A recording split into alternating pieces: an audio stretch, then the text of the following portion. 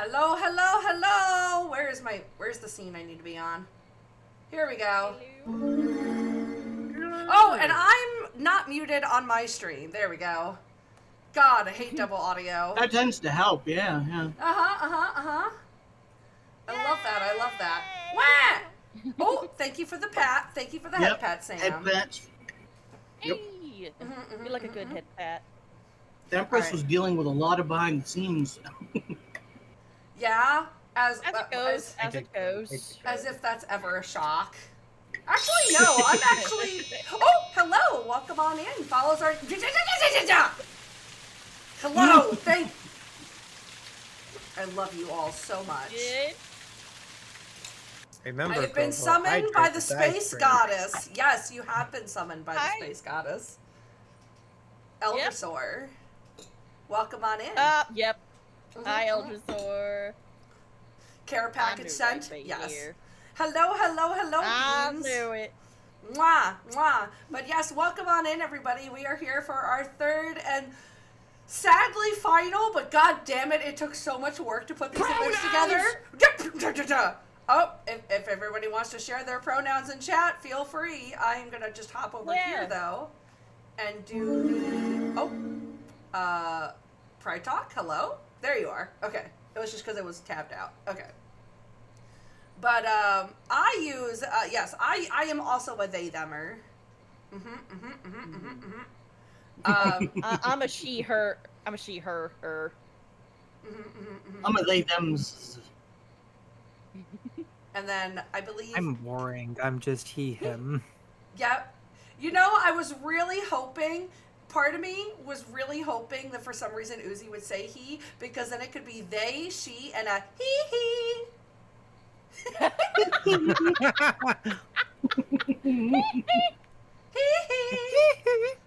So, yes. So, anybody who isn't aware, I've been doing a series of special events that I made for Pride Month this year, called Pride Talks. Each one has been focused on certain queer identities, to build community, stand in solidarity, bring some education and community to both those inside and outside the queer spaces, because unfortunately a lot of us know that there is unfortunately a lot of discourse within the queer community as well. So, so our first one was trans non-binary. The second one, which was last weekend, was bi, pan, and multisexual identities. And then today we're going to be doing ace and Acespec identities. And what I lovely titled as Aces Need Spaces! Yes! I love it. I love it. I'm here for it. Yes. So, as a disclaimer for this, as I do with all of them, I just want to remind people that the people involved in this event are sharing their own personal experiences, identities, thoughts on the queer experience. Some experiences may overlap or be different than others, and that is okay. We are not here to gatekeep or trample on other people's experiences and chosen labels or definitions. Absolutely. Oh, where'd it go? Come back here. There you go. Yeah, our experiences are not meant to invalidate others. Yes. Yep. So let's go ahead and start with introducing ourselves. If anybody doesn't know me, hi, I'm the Rainbow Goblin Empress. I am the proprietor. Hi. I am the proprietor of our little gay arcade here, called the Rainbow Realm, and we do lots of wacky and gay shit here. And I use they/them pronouns. And actually, coming up will be at the end of this year, it'll actually be me 5 years streaming. Well, dang, congratulations. And then if we want to go down, Kat, do we want to just go down the line? And Kat, you can go ahead and give your name and pronouns and whatever, like anything you want to say about yourself. Sure. Yeah. So my name is, I go by Gilstian. A lot of people just call me Kat. My pronouns are he, him, and I don't know. I guess, little fun fact, I'm a little history-tism nerd. There's a lot of lovely crossover with the autism and ACE and a lot of things, and it's one of those, what's that big $50 word, intersectional, one of those intersectionality, yes. Which we'll also be talking about today a little bit as well. Hell yeah. All right. Space? I guess me? All right, hello. My name is Eos, Space Goddess Eos, if you're formal. I'm an artist, I'm a writer, I'm a game dev. I was one of the writers for Date Everything. I've been a VTuber for about 2 years now, and I identify as both demisexual and demi-romantic, but honestly, I mostly just say ace spectrum because you never, I don't know, sometimes one label feels better than the other. Yes. Yeah. Hi, I am also Space Goddess Eos, as I am blue. Yes, very true. But I am Oozy Oozeborn, just a little slime on the internet, taking a few hours out of my day to try to make your day a little bit brighter. I've been streaming for about 2.5 years. It'll be 3 in November. And I have been using the term ace for about a year now to describe kind of where I sit, because it just seems to be the one that it just fits. It just works. Hell yeah. There we go. Okay, wanted to shout out all the beans. Make sure you check out all the lovely beans here. So our first one. So first, let's go ahead and talk about like what is asexual if people don't know. So this is personally one of my favorite definitions of asexual because this one doesn't just say attraction or no attraction. It also is inclusive of demisexual. So it's defined as a person who experiences conditional, little, or no sexual attraction or interest in sexual activity, often shortened to ace or used as a noun for an asexual person. I was actually quite interested to realize that apparently this is actually a much older term than I realized. So according to this, the origin is the 1890s. A German sexologist discussed people without any sexual desire and linked them to a concept that they coined as anesthesia sexual. And it was first used as the shortened term asexual in about 1907. Oh shit. Yeah, What? which is very fascinating. I actually didn't realize that, like, I guess I should have, I mean, I guess as we know, like, a lot of queer identities, even if the labels are new. Hi, honey, I love you so much, you little shit. Mwah. Yes, that is my partner Astro. Which, by the way, because I have to torture them, did you know that Astro is also going to be streaming? And here's a link, and you should help follow them because we love torturing people with follows. Yeah. I did want to, if you'll humor me, I did want to share another blurb on Magnus Hirschfeld. Oh yeah, go. I did a bit of research on him in college, so I am rather familiar with him.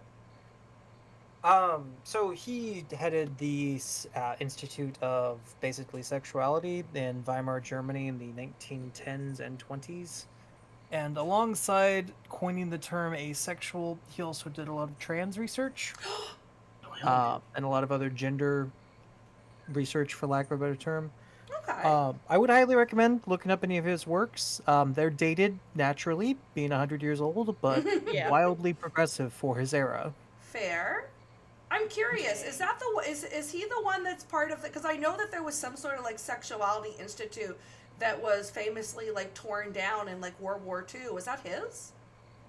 I think that was Not his. World War II. It was World when War the One? Nazis first came to power in 1933. Okay. That's when it yeah. was burned. Okay, That yeah, was yeah, where yeah. the first book burning took place. Yes, I am aware of that. I was not aware that that was also the person who coined asexuality. That's interesting. I love that. So if you look into it, not only are you, educating yourself, you're saying fuck Nazis. So Yeah. double reason. This is stuff that they didn't want you to know. So No. do As it. I like to say, we do not fuck Nazis in this house. We do not praise Oh, and I reward see, that yes. kind of No, you're behavior. We You don't are reward that We behavior. especially don't. We especially don't fuck Nazis. You are so We tell right. them to fuck Yeah. themselves. We don't Yeah. fuck them. Yeah, no. I don't have a lot of Thank you. standards, but I do have that one. Yeah. Yeah. So I'd say that's a pretty Yes. good standard to have. So One even that I would yeah. share.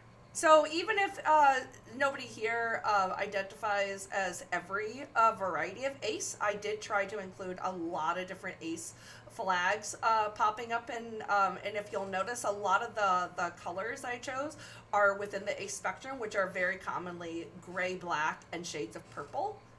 So the first one we're going to talk about is, how did you discover the term ace and ace spec? Kat?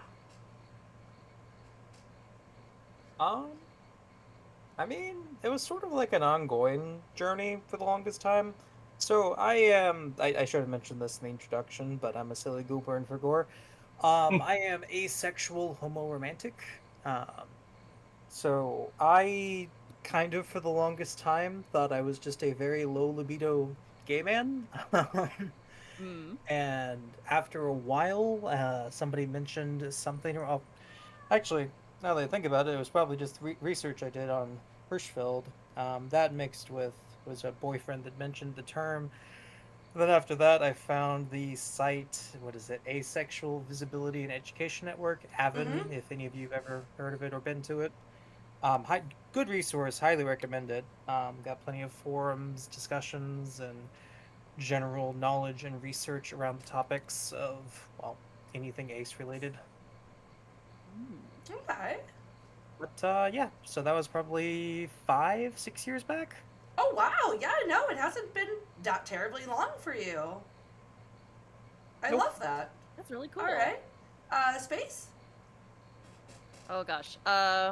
My journey about discovering my identity is long and storied. I believe Oh, okay, I no, can't. just let me go get my popcorn first. Oh.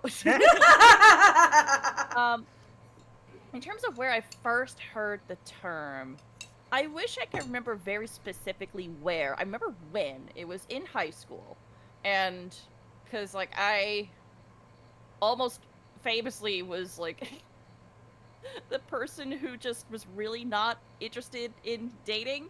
And I attributed that to the fact that A, I went to a small private school, so the options were low, I had a small pool to choose from in the first place. And also that everybody that I could choose from was either a creep, really boring, or not interested in women, which was also true. I actually kind of do think I wasn't far off on assuming that. But I then heard the term asexuality and I was like, huh. Well, that can't be me. I like boys. Boys are boys are cute. I wanna kiss a boy. So I was like, oh, that can't be it. And but of course, little was I to know there's all well, one that also girls are cute, and that there's a bunch of different flavors of asexualities that I hadn't discovered yet. So it was like years later, I believe sometime in college, where I heard the terms like demisexuality and gray ace. And I was like, huh, okay, maybe there's something more to this. But Mm-hmm. I still kind of went back and forth on what exactly I was for a time. There's a time I thought I was bi, of course, the time I thought I was straight, a time I thought I was bi, a time I thought I was pan, um, all kinds of things. But yeah, that's about how my journey got started. But yeah, it wasn't until years later, um, like right before COVID, I was like, okay, yeah, definitely ace. Sexuality is weird. That's It sure really. is. Yep. uh, all right, Uzi. So yeah, kind of a journey. I've known about the term ace for a very long time because I'm a little bit older than everyone else here. Uh, if you guess the correct age, you get jelly beans at the end of the stream. 37. But higher. But I started using it about a year ago because I've always kind of struggled to define my sexuality. And specifically, I would put myself in the category of like gray ace. Um, but I love the fact that we even have these kinds of terms because growing up, at least where I was, they did not exist. You were either straight or you were made fun of. Yep. Uh, nothing. There Yeah. was nothing else beyond that. So I have been enjoying learning more about ACE and the ACE spectrum and all the various things that that means. Because it doesn't just mean doesn't like sex. It has a whole bunch of other meanings. Yes. Yeah. I would say for myself, mine was also quite an up and down journey. So for me, um, being I had well the first it started with when I first discovered and met like a trans person, and just my brain just like, I don't understand what this means. And that's when it started with me like understanding gender more. And then for the longest time, my thought was, if there's no sex, then that must just be friendship. And I think a big part of me discovering my current asexuality was probably understanding, that there were not only different varieties and places on the spectrum of asexuality, but also discovering that relationships didn't require a sexual component, and understanding that, queer platonic is a thing, that romantic relationships without intimacy or sexual intimacy are a thing. And because when I was younger, most people, usually have like that hormone spike around around maybe like 16, and I did not. And then, which looking back, I think I might have thought something along the lines of the ACE experience. And then when I was about in my early 20s, I suddenly had a hormone shift and experienced something very similar to like a huge spike. And I was like, well, that can't be right. So it took me a really long time to balance that idea of like, what is considered the norm of sexuality, I guess, and then all the different varieties. Quote unquote. But yeah, no, because I realized later that part of mine was probably hormonal, because I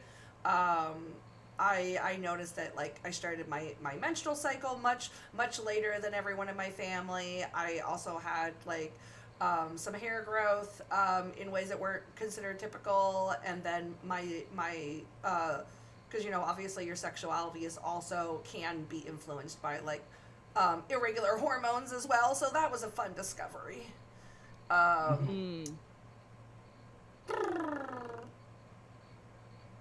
So perfectly valid. Yes.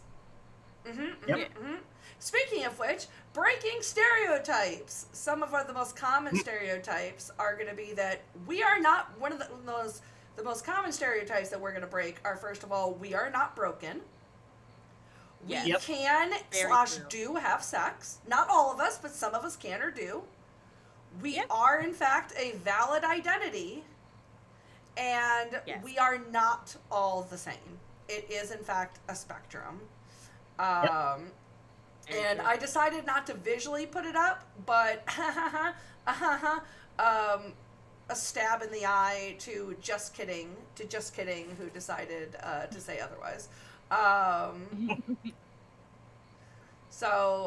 then just as so I will pause for a moment if anybody has potential worries of triggers or needs a moment. I'm going to pause for a second so that if somebody would like to, as well as so that people who watch the VOD can also pause and zoom in or screen grab and read what we've got going on. This one is going to talk about some of the ways that aphobia or acephobia and erasure can occur. So according to this, it defines aphobia as the fear of, aversion to asexual individuals or the asexual community, based on the non-acceptance of lack of sexual desire or attraction and the prejudice of such lack of sexual desire and attraction. So some things that can be said that will reflect this could be things like, so you're saying you're celibate? No. I hate it. No. Only plants are asexual. I guess I'm a plant. Actually, Give me the photosynthesis. Now that you think about it, there is I that don't joke know where why. streamers are plants, which is why people have to water us. I still think my favorite like ace related joke is just like we're just a bunch of amoeba. We're just asexual amoebas. Oh my god. That one joke from Futurama where they have like a Miss Universe and she's just a giant cell. And she's like, he makes me feel sexy and I'm asexual. And I'm like, Oh my god. I'll give Hell you yeah. that, but because I'm so starved for asexual content. Actually, when we come across later, I actually found a surprisingly large list of canonic asexual recognized characters, which I'm very excited to share in a little bit. So, how do you know if you've never tried it? Ew, no. You would not say this to a bisexual person. Why would you say this to an ace person? You know what? Actually, I take that back. A lot of people probably would. But How anyway. do you know if you don't like dying? Have you tried it? I mean, sometimes I like it a little as a treat. Have you considered seeing a therapist? Now that I wouldn't necessarily consider aphobic. I feel like that one would depend on the context and how they're using it and saying it, because I think that might inherently say therapy is bad, which I don't think it is. I think it's very helpful and important. Incredibly. As a warning for a trigger warning for a question of asking if you were sexually abused, which is probably the most disgusting form of aphobia I've ever seen. Yeah. Yeah. And they go no matter into what the conversation is, how is that your business? Yeah, that's a big part of that. Like, ew, no. And just as a side note, I will say that asexuality is not a condition, but I will acknowledge that trauma can absolutely be a part of the experience and a facet of asexuality, but it does not define it. And it is not a... And it doesn't invalidate the experience. Yes, it doesn't invalidate it. It doesn't... oh, well, that's why. No, that's not a thing. Yeah. No, the reason is because you're asexual. Yes. I did not include it because I was going back and forth on when to, but I actually discovered that there's apparently I wouldn't consider it an identity in the same way as the spectrum, but there is a flag apparently that's out there for people who intrinsically link a lot of, like, a majority of their asexual identity to trauma. There is actually a flag for that apparently, which I didn't know that. Yeah, I didn't know that. Yeah. Yeah, I had to have a friend explain it to me, because I was like, I don't know if I should include that, because I don't want to pull against the idea that we've worked so hard in breaking down barriers that asexual is not a condition. But on one hand, I also wanted to at least mention it, because I don't want to invalidate another person's experience. That trauma can be a facet of asexuality. It isn't always, and it isn't a defining point, but it can be a big part of the experience. Yeah. Trauma can be a factor of a lot of sexualities, honestly. Yes, it can. I mean, there's a lot of links that link kink to trauma. Yeah. That's how people process and manage their traumas. So some of the other ones are, you just haven't... You're getting me wet during an ace stream. Thanks, Gary. Well, leading right into, you haven't met the right person. You're going through a phase. So you're gay. No. I hate this one, especially for people like me who are also bisexual and may have a very ace experience toward one gender and not the other. Oh, I hate that. You're missing out on the best experience ever. So says you. It's messy. Ew. Is it? Is it? I had a friend recently. Oh, sorry. Go ahead. No. Also talk about Viagra. Ew. No. Oh. People. Then why do you like kissing? Hello? Have you ever kissed a pretty kissing person? Is fun. Yeah. So you don't find Having people a connection attractive with another person? My question would be, why are you associating sex with the act of kissing? I mean, they can happen.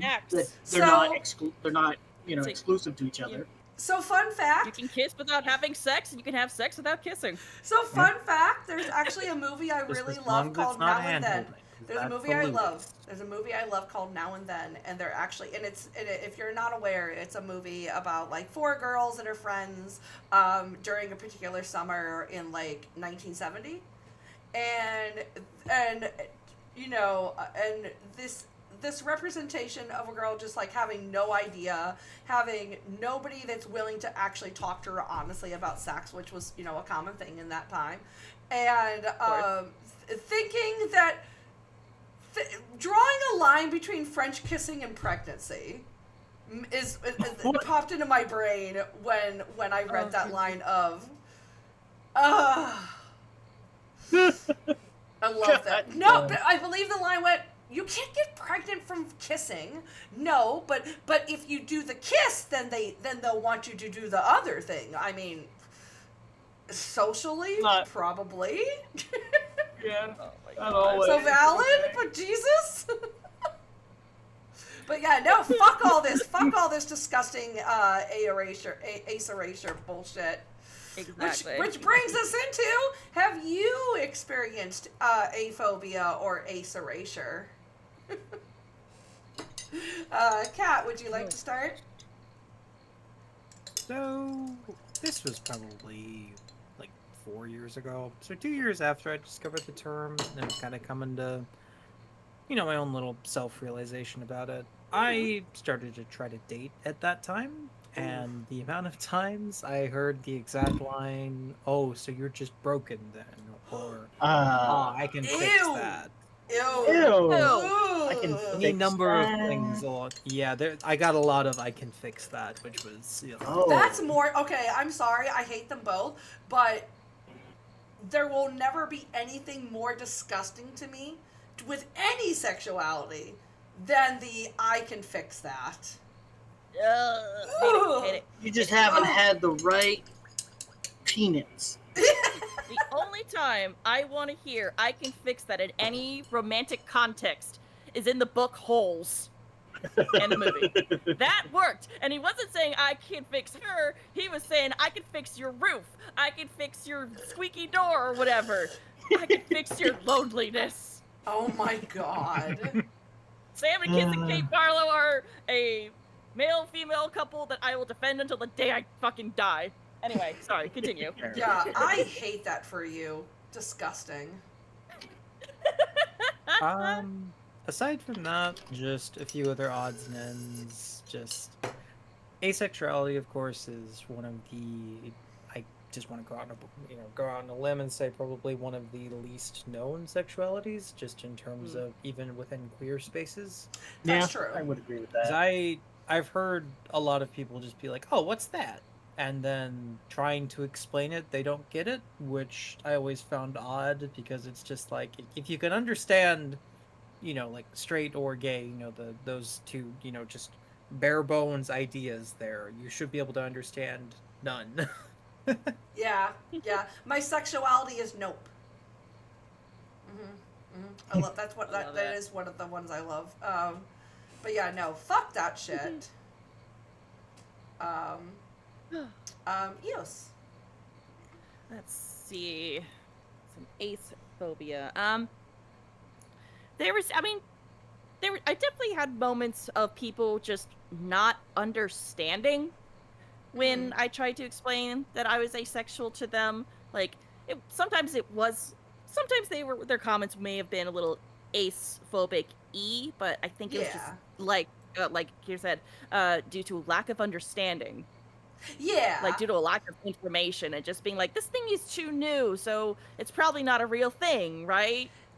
Yeah. Like, explaining things to my parents. My mom especially, she was it's like, "Oh, you just haven't met the right person. You know, you'll find somebody." Yeah. Although, funny enough, as the years went on and I became more comfortable with my identity and better at explaining what asexuality is, and there was just more news about it in the world, I remember my mom coming to me and saying, "Hey, what was that word? The demisexual? What is that again?" It was like, well, it means that you typically don't experience sexual attraction unless you form a deep connection with somebody. And my mom was like, "Huh. Yeah, I think that might be me." Hell I yeah! was like, "Oh shit." I love that. So Yeah. I'm just like sitting on the couch doing whatever, and then mom drops the, "Oh, by the way, I think I'm also ace." And I'm like, "Oh, holy okay." Okay. I, Good for you, I, Ma. I feel I understand what you're saying. That idea of like, is it quite like it's not like overt aphobia or erasure, kind of in the same way as like somebody that sees a couple that one of the individuals is bisexual and just Mm-hmm. instinctively assuming that because it's a mask and a femme Oh. presenting person that they're straight. Oh, Yeah. I yeah. think it's Hate yeah. I that. think Hate that would that. fall under that. I feel like that would fall under that same realm of like it's not intentionally erasure, but it's like this Yeah. but because of our assumptions and our understanding that it facilitates erasure. Yeah, definitely. And And it happens a lot with older Yeah. generations for sure. Yes. Like, of course, I want to say, like, hey, just be patient with them and, don't get angry when they need an explanation again. There are some older folks who do want to understand, but There just are. come from a time where being gay was dangerous. Yes. Mhm. Yes. Like, it wasn't like the term, like, if they come from a time, my parents were like, if we come from a time where even just saying the word gay was dangerous, let alone labels for anything else like bisexuality, asexuality, that just was not a thing that existed. We still had to get over the being gay part. That's And fair. yeah. My dad had a friend who, um, maybe this is slightly triggering, I'm hoping, but was a victim of the whole AIDS pandemic from the 80s. Oh, Really yeah. sad. Yeah, so yeah, to them it was like being gay is dangerous. But Yes. they have, learned a lot more. There's more information. They're way more accepting and not saying shit like, "Oh, you just haven't met the right person."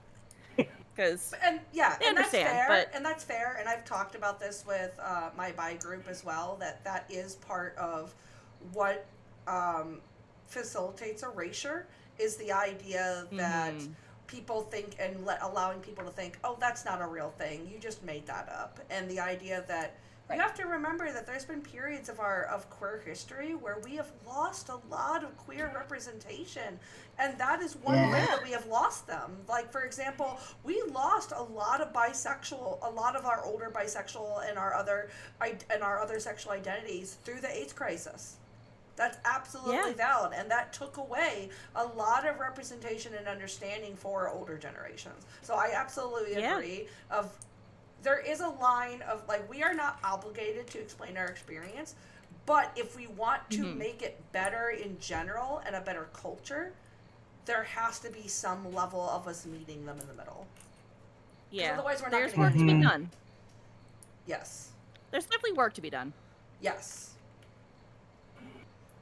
There's Uzi. always work to be done. There's but always work to I be don't know. done. Like, Mhm. Yeah.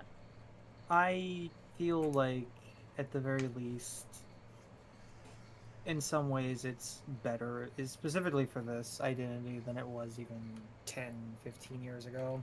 Oh, definitely. Like, you could say this term nowadays in a queer space, and somebody will probably know it. If you said this term 15, 20 years ago, I don't think they would. Mm. That's fair. Yeah, I would agree with that. Sure. Like 20 years ago, yeah. That's fair. That's fair. Which is probably why I was so shocked that the asexual experience had been coined so long ago. Hmm. Uzi, Yeah, really. would you like to share an experience? I don't have any myself. As I say, I've only really adopted this term within the last year or so That's for fair. myself. I have stories I know of other people. That's fair. Uh, It's fine. But, I'm not- sad to tell I'm you not that there will be you will have some. I'm sorry. I'm so sorry. You will have some. so probably, but also I live in a small conservative town. I don't talk about my sexuality That's or fair. my gender expression ever That's outside of fair. my friends online and my close personal friends because I'm not risking it. That's fair. That's so fair. And sometimes, and just a little reminder of validity. You do not have now.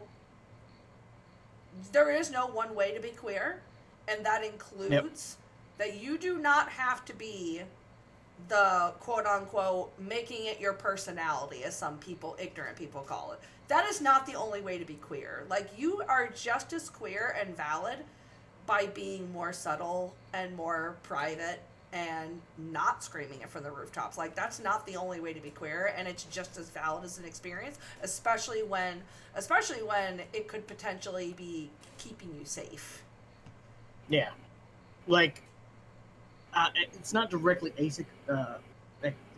phobia, but for instance, just last year, the supermarket here put a sign up on its door with the new LGBT flag. It includes trans people and things like that. Mm-hmm. And within a day, it was vandalized with like, okay, groomer and shit like that. So I'm like, yeah, what the fuck? That's fair. Yeah, this is a small town of like, what are we, like 4,000 people? Oh, that is. So a really I'm like, small yeah, town. no. Yeah, it's real. Like, I basically, like, everybody. So people always give me looks. I usually get, "Are you gay?" Which is fine. I mean, I am bi-romantic, so sure. But I keep it to myself because just stupid shit like that. That's fair. Like, within a day, it was, I would like to think it will get and better. the other part is, just as a funny, well, not funny, but for the past 2 years, we've raised the pride flag during Pride Month in the town. This year, every year it has been a vote whether or not it gets raised. This year, it lost the vote, so it didn't get raised. Because, and I quote, one of the counselors said, "We shouldn't promote anything that could lead to dangerous ideologies that could possibly, lead one to terrorism." Wow. Okay. Listen, by not raising that flag, you're already promoting terrorism. But also, if that's true, then we wouldn't. Then let's get rid of the whole Blue Lives Matter thing. Yeah. So they're basically terrorists that we pay. I would like to say. I would like to hope it'll get better. In fact, a little side note: a town that is near me, probably about maybe 45 minutes away from me, is generally a very conservative town. Historically, it's been a very conservative town in a very conservative county in general, and it is. We've been talking that it is slowly and surely been opening up to more diversity and being more queer friendly. They actually just hosted a event that was like a pride witness. So instead of a pride protest, it was where we lined the streets in the city with just signs, and we were just like, "We are here and we exist." And it was hosted by the church in that city, by a progressive church. Oh, in that shit. city. Yes. And Damn. and it's been going for 3 That's years. amazing. So yeah, seeing things like that give me hope that small towns can recover as well. Small towns won't stay small So forever. I will say, as an aside, the only reason we raised it the last 2 years is because the town, which unbeknownst to me, because I don't involve myself in high school stuff, but apparently we have a gay-straight alliance now. And nice. they were insistent on getting it raised. And So they're sometimes pissed that's off how it this starts. year. And sometimes that's how it starts. Pissed off. Yep. They should be pissed. Yeah. We're not going to risk terrorism, so we're going to cater to the terrorists. So obviously a lot of us are familiar with what the asexual flag looks like. So this is actually talking about what the flag means, because if people aren't aware, a lot of pride flags do actually have symbolism in the colors that they choose. So so apparently for the ace flag, the black represents asexuality, the white represents sexuality, the gray represents gray sexual and demisexual, and the purple represents community. Aw. Yeah. I like that. Which I actually didn't know what all the colors represent until I read your document Yes. you showed us. So I was like, Yes. I didn't either. It's one of those things. It's like I'll look it up eventually, and then I just Yes. And I find ADHD brain. I sometimes find it fascinating when how some of the niche flag designs are chosen, because the color represents are so beautiful. Yes, Gil, I see you're going to commit crimes. Oh, hello, Mimi. You're here and you're demisexual, demi-romantic. Hell yeah. Hell yeah. Heck yeah. All Right asexual here, identities demisexual, are demi-romantic. Right here. Let's go. yes. I have to brag yes. because Mimi's my bestie and I love her. Aw. Mimi is Yeah. Mimi is adorable. She is. And then if anybody isn't aware, these are actually some other, so obviously there are tons of ace identities, but here are some ones that you may or may not know. So obviously we have the umbrella asexual flag. We have our demisexual flag and our gray sexual. We also have, so the bottom one is at the bottom on the left. That's actually one of the ones I fly under, which is ace flux. So ace flux is people who fluctuate over across the spectrum, whether they're defined or undefined identity. So you might fluctuate between demisexual and gray sexual, for example. Is ace flux.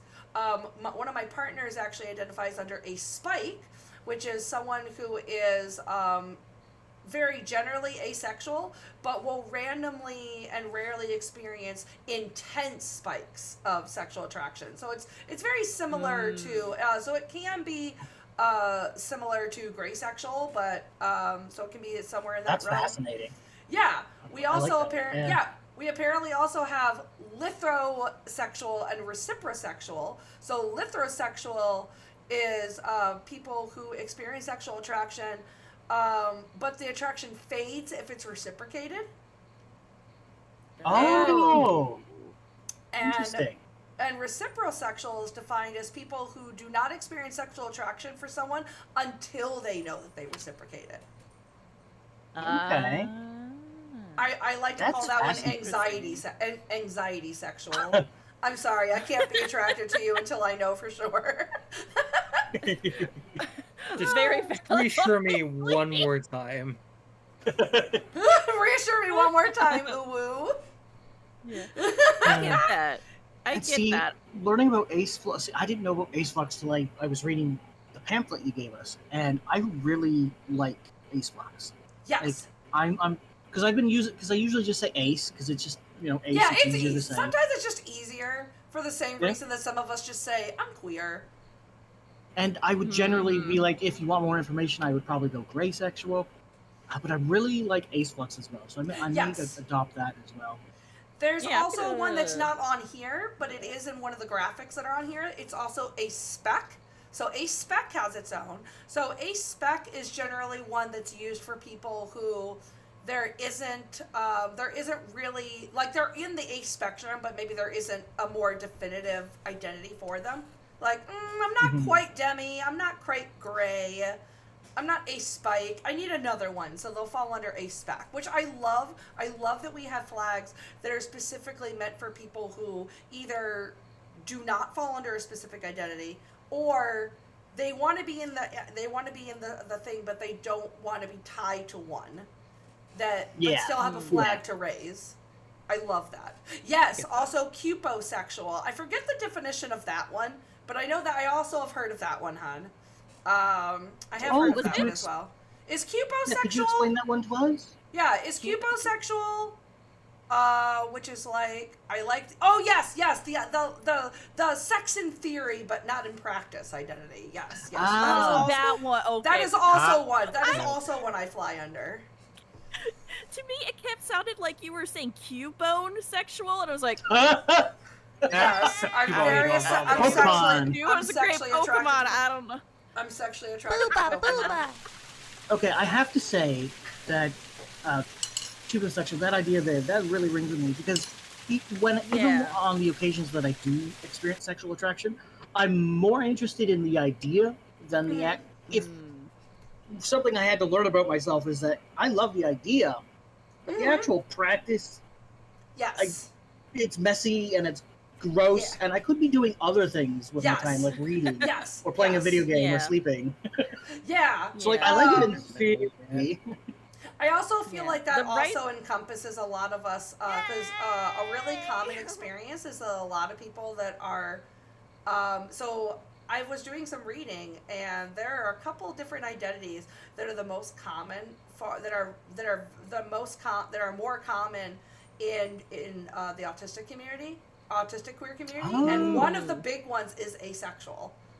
Yep. And in the same way that trauma can play a part, that certain conditions can also play a part. No. because a lot of us on the Mhm. spectrum have sensory issues, and there's a lot of Yeah, oh my sensory God. going on when there's the sexies. Yeah. So, like, I only learned that I was autistic about 2 years ago. Oh, really? Yeah, like, I've known that I was ADHD, but I never knew I was autistic. And when I learned that, so much of my Same. life started making sense, Yep. including why, I like the idea of sex. But once I'm in there, there's a lot of sense and there's a lot of sweat. And Yep. don't get me wrong, I have enjoyed it on occasion, but, like, I could be doing other things. Yep. Mhm. I am. I could Yep. be Yes. reading.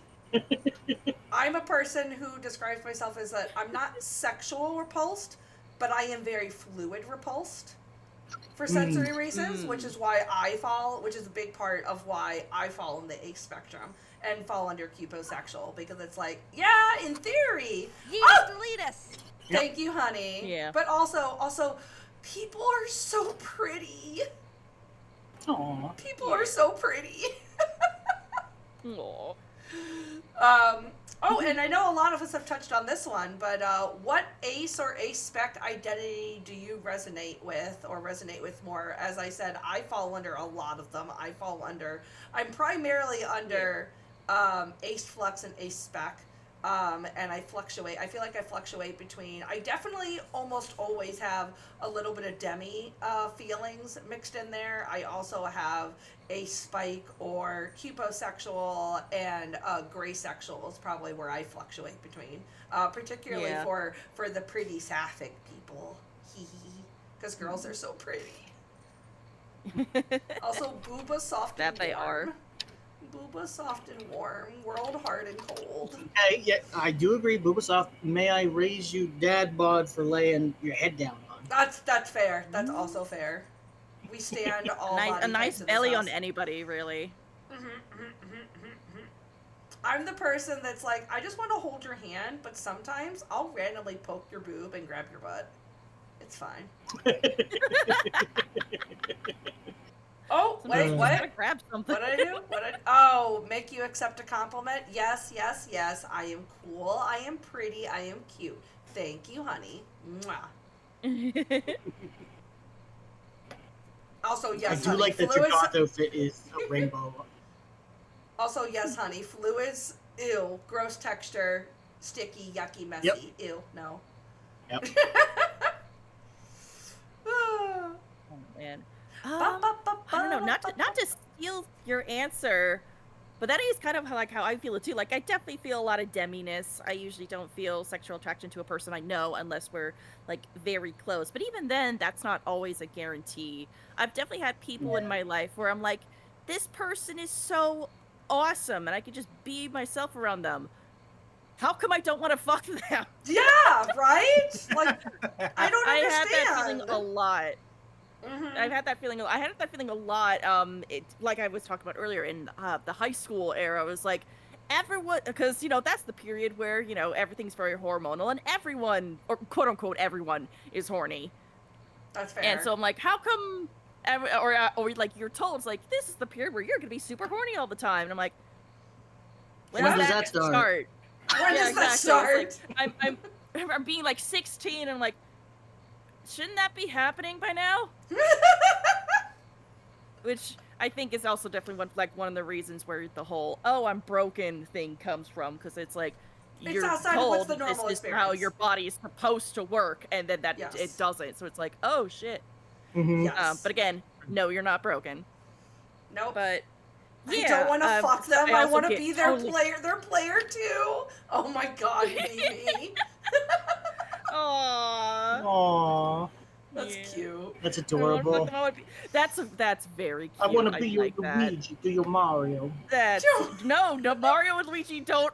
No, they're brothers. What They're brothers! fanfics have you been reading, Uzi? Wait, okay, I misunderstood. What? Okay, never mind. No, I'm sorry. I get what you were trying to say. I was just talking with you. I was just like, being a but that- goober with that response. Yeah. But oh shoot, what was I gonna say? I want to be the Shadow the Hedgehog to your Sonic. There you go. Now There that's we a go. spicy meatball. There we go. I have seen some art, and I must approve. Yeah, honestly, this is Also, can we just say, God damn it, some of us aces are like the horniest degenerates, and I love it. Oh yeah. And it's When I such a- actually let myself loose, I can be incredibly degenerate. I don't do it Yes. as often because then some people be like, "Oh, so you're not actually," and I'm like, "No, No. it's just that I get how fucking funny it is." Yeah. Yeah. Like, Oh god. Also, When Can we talk Yes. about that? Just I find it deeply hilarious, most sexual topics, and I think that is just the ace experience to some degree. Mm-hmm, Yep. mm-hmm, mm-hmm. Oh god. Yeah, apparently when my mom gave me the talk, Oh, I after she explained it to me, I started I just started laughing. Like because we were in like my parents' room and she like sat me down to talk about it and I just started laughing so hard I fell off the bed. Oh my god! And I was like, you're telling me that people like get naked, rub their bits together, and that's also how babies happen? You're telling me that people can have a meat wand that squirts people goo and people think that's the best thing ever? People It's what every episode of Friends is about because my mom used Friends as like the springboard to talk about it. Oh my God. Or actually, I don't think that was her plan. But for anyone who's ever seen any episode of Friends, they're the horniest fucking people. yeah. It's the Like I it's the feel like it's the they're 90s. more obsessed with sex than most straight people. It's the 90s. We didn't understand sexual boundaries. Let's be real. It's very true. Very true. God. Oh my god. But- People juice. Jesus Christ. Yeah, I literally fell off the bed laughing. It also but that makes sense though because it also it doesn't often get talked about that ace identities doesn't just refer to sexual attraction, that it also refers to interest in sexual activity, because you can have one without the other and they can shift right. and bend in other ways. I'm trying to remember there was another Hun, if you're still in chat. I remember we were talking with a friend in a VC, in a public VC, and they were talking about what they were describing an experience that I said, "Oh, that would absolutely be on the ace spectrum." And I can't remember what they labeled it as, because they were like, "Okay, let's give it a name," because us queers really like Latin words. And the description they gave was similar to demisexual, but instead of talking about initiating your sexual attraction, they were talking about what sustains it, and they were talking about an experience where if I have a sexual attraction for you, but then I lose like a sense of like safety and assurance with you, or like a certain kind of bond with you, that sexual attraction will go away, and if it's severe enough, then it severs it completely, even if it's reestablished. And I was like, yeah, that would absolutely I think that would fall under asexual spectrum. That's definitely a conditional sexual attraction, which is a big part of the ace identity, and I feel like some people would understand ace identities if that was included in the definition more, instead of just talking about lack of and less than or infrequent, if they also included conditional sexual attraction. I think that I think people would understand the ace experience more. Yeah, definitely. I think that can also relate to, I've heard of that happening a lot with people with ADHD, where it's like basically a person becomes your hyperfixation, and that often includes the sexual feelings. Oh, that's true. So that could be a thing if you're ADHD and asexual and you feel like you've been attracted to your partner and suddenly you're not. Don't panic just yet. It could be an ADHD thing. I recently read I actually got an ADHD book about ADHD called Dirty Laundry. Highly recommend it. Been a great read. It's about this couple who've been married, and the wife is really ADHD. The husband, I believe, is autistic. And they talked about the first time the wife felt like, it's like, I feel like I've lost my sense of attraction to you, even though you haven't done anything wrong necessarily. Okay. And I don't know what to do about that. And apparently it's I need to finish reading that chapter. But it can be a flux. It can be a fluctuation. Like sometimes it's gone, but sometimes it comes back. Yeah. So not I never necessarily the end of the world. yeah. Maybe sometimes you just need to reconnect with your partner, I never especially really if there thought about is that. like a loss of safety or something like that. Because I've had that happen with partners. Like I had a partner where it was like I was so attracted to him, both romantically and Yeah. sexually, and then once we started growing apart, I was like, oh, I feel like that could also okay. fall under that joke of I was super attracted to you and then you opened your mouth. Oh God, Like you ever see that God, the where number of you times come I've had across that someone, they're like, happen. "Oh my God, you are super sexy and beautiful," and then you open your mouth and say some fucking right wing shit, and I'm just like, "Oh, the Yeah. attraction is instantly gone." You opened your mouth and you Tragic. sound like a Canadian. Oh my God, a boot, talk a boot. Look, I don't say a boot. Actually, no, wait. They did call me out on that Fuck the a other boots day. and find out. Yeah. Oh, you're from the Great North there, eh? And I yes, am. and yes, I completely Sorry. agree. Demi and Recipro are absolutely conditional. But what I mean is that when people define asexuality, like when I was looking up graphics for this for my Pride Talks, this one was the hardest one to find good stuff for. Which is I have probably no why doubt. this one will be a little bit shorter than some of the other ones because there's not enough good material. And Need to fix it. yeah, yep. Yep. And that's why I And loved the definition icon that I found that talked about less than, even frequent, less intense, or conditional. And that was like the only one I saw that included conditional in the definition of Like that. asexuality. And Good. we need more of that. I really like what Mimi says here. She says that for me, it's you look like nothing to me until you open your mouth and show me your personality and who you are inside. That's fair. Mm, Another one definitely. that I've also recently added to my repertoire that could also intersect with my asexuality is we talked about this a little bit last week, is an identity called abrosexual. Abrosexual is very similar to gender fluid, but it's in regards to your sexuality fluctuating and changing. Oh.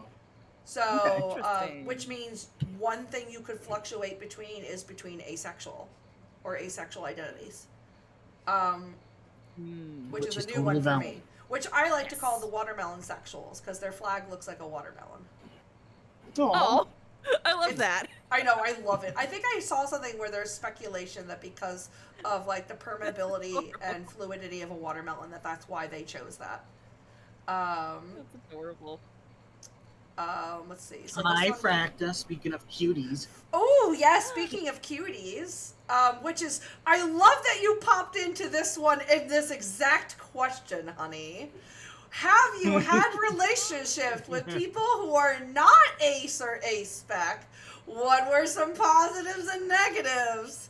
Speaking of Oh, which, because boy. Oh, I'm very interested now. yeah, No, because I I'm have two partners. One of them, both of them are actually in chat right now. One of them is a little MB astronomer who fluctuates through a spectrum identities, and then we have Fracta, who is absolutely a horny degenerate, and we love her. Oh, Fracta's a Because, like, degenerate, yeah. oh yep. yeah, they're Hell yeah. they're very lewdsome, wholesome lewd, very very sweet bean. Yes, they Oh, are. that's kind of lewd, in my opinion. Wholesome Hi, lewd. Fracta. Yeah, Love you. Hi. I think I've only had two relationships when I have strongly and clearly realized that I was asexual and followed that label. My last one, which was super super toxic, and in a lot of ways contradicted and invalidated my asexuality. And my ones that I have now are very, very positive. Now, granted, me and Fractas is probably a little bit more unique because we're also long distance as well. but like we definitely have had some experiences where we're like finding that balance between like sexual boundaries as far as like lewd content and discussion. And honestly, I think Fracta has always been a wonderful being to be like, I don't know if this is too much or if this is too much for you. And I was like, nope, you're good. Show me the tits. Show me those titties. Show me those boobs. Show me, because I think they were sending me like some sort of like manga art piece. I think they were sending me, and I was like, oh, yeah, beautiful. Go for it. You're Give fine, me honey. the tibbies. Give me the titties. I came here for titties. May I please? But I was told this I would like to see course. them titties. But I've definitely had experiences with people who, and as far as I know my very first relationship was one that I think at that point I was very, very respectfully show me them tits. Respectfully. So yes, Respectfully, let me she/them titties. My very first, I would say my very first partner was probably around the time when I realized that I was pretty sure I identified as very, very asexual. And that was a very complicated one because I think I was the first person that they dated when they were ready for sexual intimacy. And it was a very big struggle kind of balancing and understanding like, why do I not want to have sex with this person? Aside from the fact that they were also a toxic piece of shit. but like balancing that idea of like being a flirtatious and teasing person, which I absolutely am, but also not being but also not being a sexual person. Like for God's sakes, which speaking of which, Astro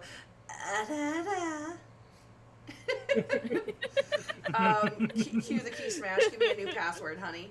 But it could be complex. That was part of why I actually became poly, was because of that idea of having an ability to not have to find because when I would look for partners, I often have this problem where I would have two experiences. I would either have a person who was a very, very sexual person that didn't mesh with me because I wasn't interested in sex, and that was causing a problem where it was like they're not getting what they need in a relationship. Or it would be that I would be with a person that also was probably ace experience, but would often be like sexual repulsed, or people that were very uncomfortable with anything sexual, and therefore my teasing and joking and vivacious haha sexy would make them uncomfortable. So it was always very hard for me to find the balance between those two things,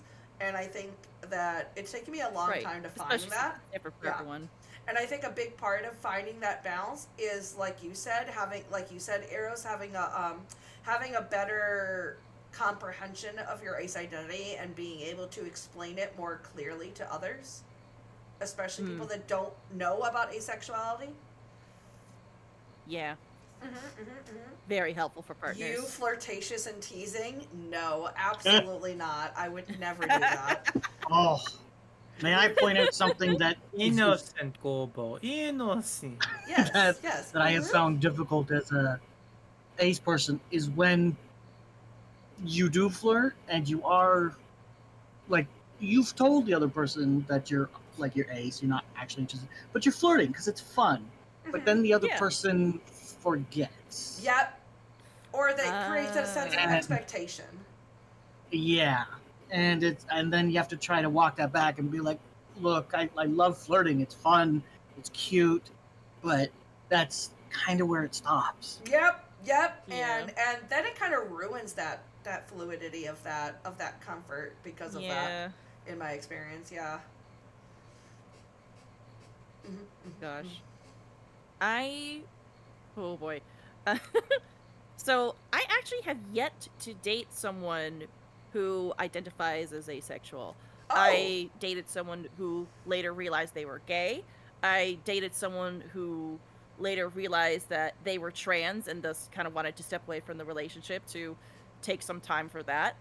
And I dated someone who is bisexual and also polyamorous, and it was kind of cute because he knew that he liked me, but he also knew that I was asexual. So he's like, "Oh, I don't want to make her uncomfortable by hitting on her." So when I started hitting on him, he was like, "What do? What do? What do? What do? What do? Yeah. And I understand Like, that. how do I because- proceed? Yeah, and I understand that it falls under the same experience as like a lot of bisexuals will have, where we're so innately ingrained in believing that there's only two choices, that we're very heavily on the binary, similar to people who are non-binary and having that experience of not male, not female, people who are bi or pansexual or multisexual, and not being just gay and straight, but also asexuals also fall into that, especially people that are in a lot more of like that complicated gray area where it's not just on one end of the spectrum or the other, but are somewhere along the way, and explaining that concept and processing that because, you know, just to be clear, you are never obligated for sex in a relationship, but sexual intimacy is a common love language for people, and that can definitely be something to process of like, how are we making this a good and healthy and fulfilling relationship for everyone involved, and not you know, because it's a balancing act sometimes. Yeah, and some people just aren't ready for that kind of work. Just as valid. Right. Yeah, your partner wanting sex is just as valid as long as they're not, you know, making you uncomfortable or Yes. just making a problem out of it. Yes, exactly. So another thing I can think. Oh, actually, does anyone else want to say something before I start talking? Oh, go for it. Go. So one of the things that as I said, I've only been using the ace thing for a little bit, but I do still have experiences that I did not know would be considered ace experiences. And one of those is that I can think of several occasions where I was having sex and then I just wanted to be anywhere else. Yep. Like just partway through. I just thought I had complete disinterest all of a sudden. And I didn't realize that about myself, obviously, until years later. But I remember how invalidating it was, because some of those partners took it really personally, and I didn't have the words to explain to them what was happening. Yeah. But it's something I can look at now and go like, it's I just got disinterested. It's part of who I am. Like, so that was always rough. Yeah. Yeah. Because it is confusing when you don't have the vocabulary for it. Because from the other person's perspective, it's like, well, what did I do wrong? What's wrong with me? And the answer is nothing. Which and also you try to explain to them, it's literally not you, it's me. Which also feeds into that whole idea of like, are we broken? Because even if people don't feel that way, people are going to reflect their own insecurities a lot of the time in their behavior. So when you drop that interest and then they feel insecure, the natural human instinct oftentimes is to turn around and be like, well, what's wrong with you? There must be something wrong with you. Oh my god. That was unfortunately my experience with polyamory.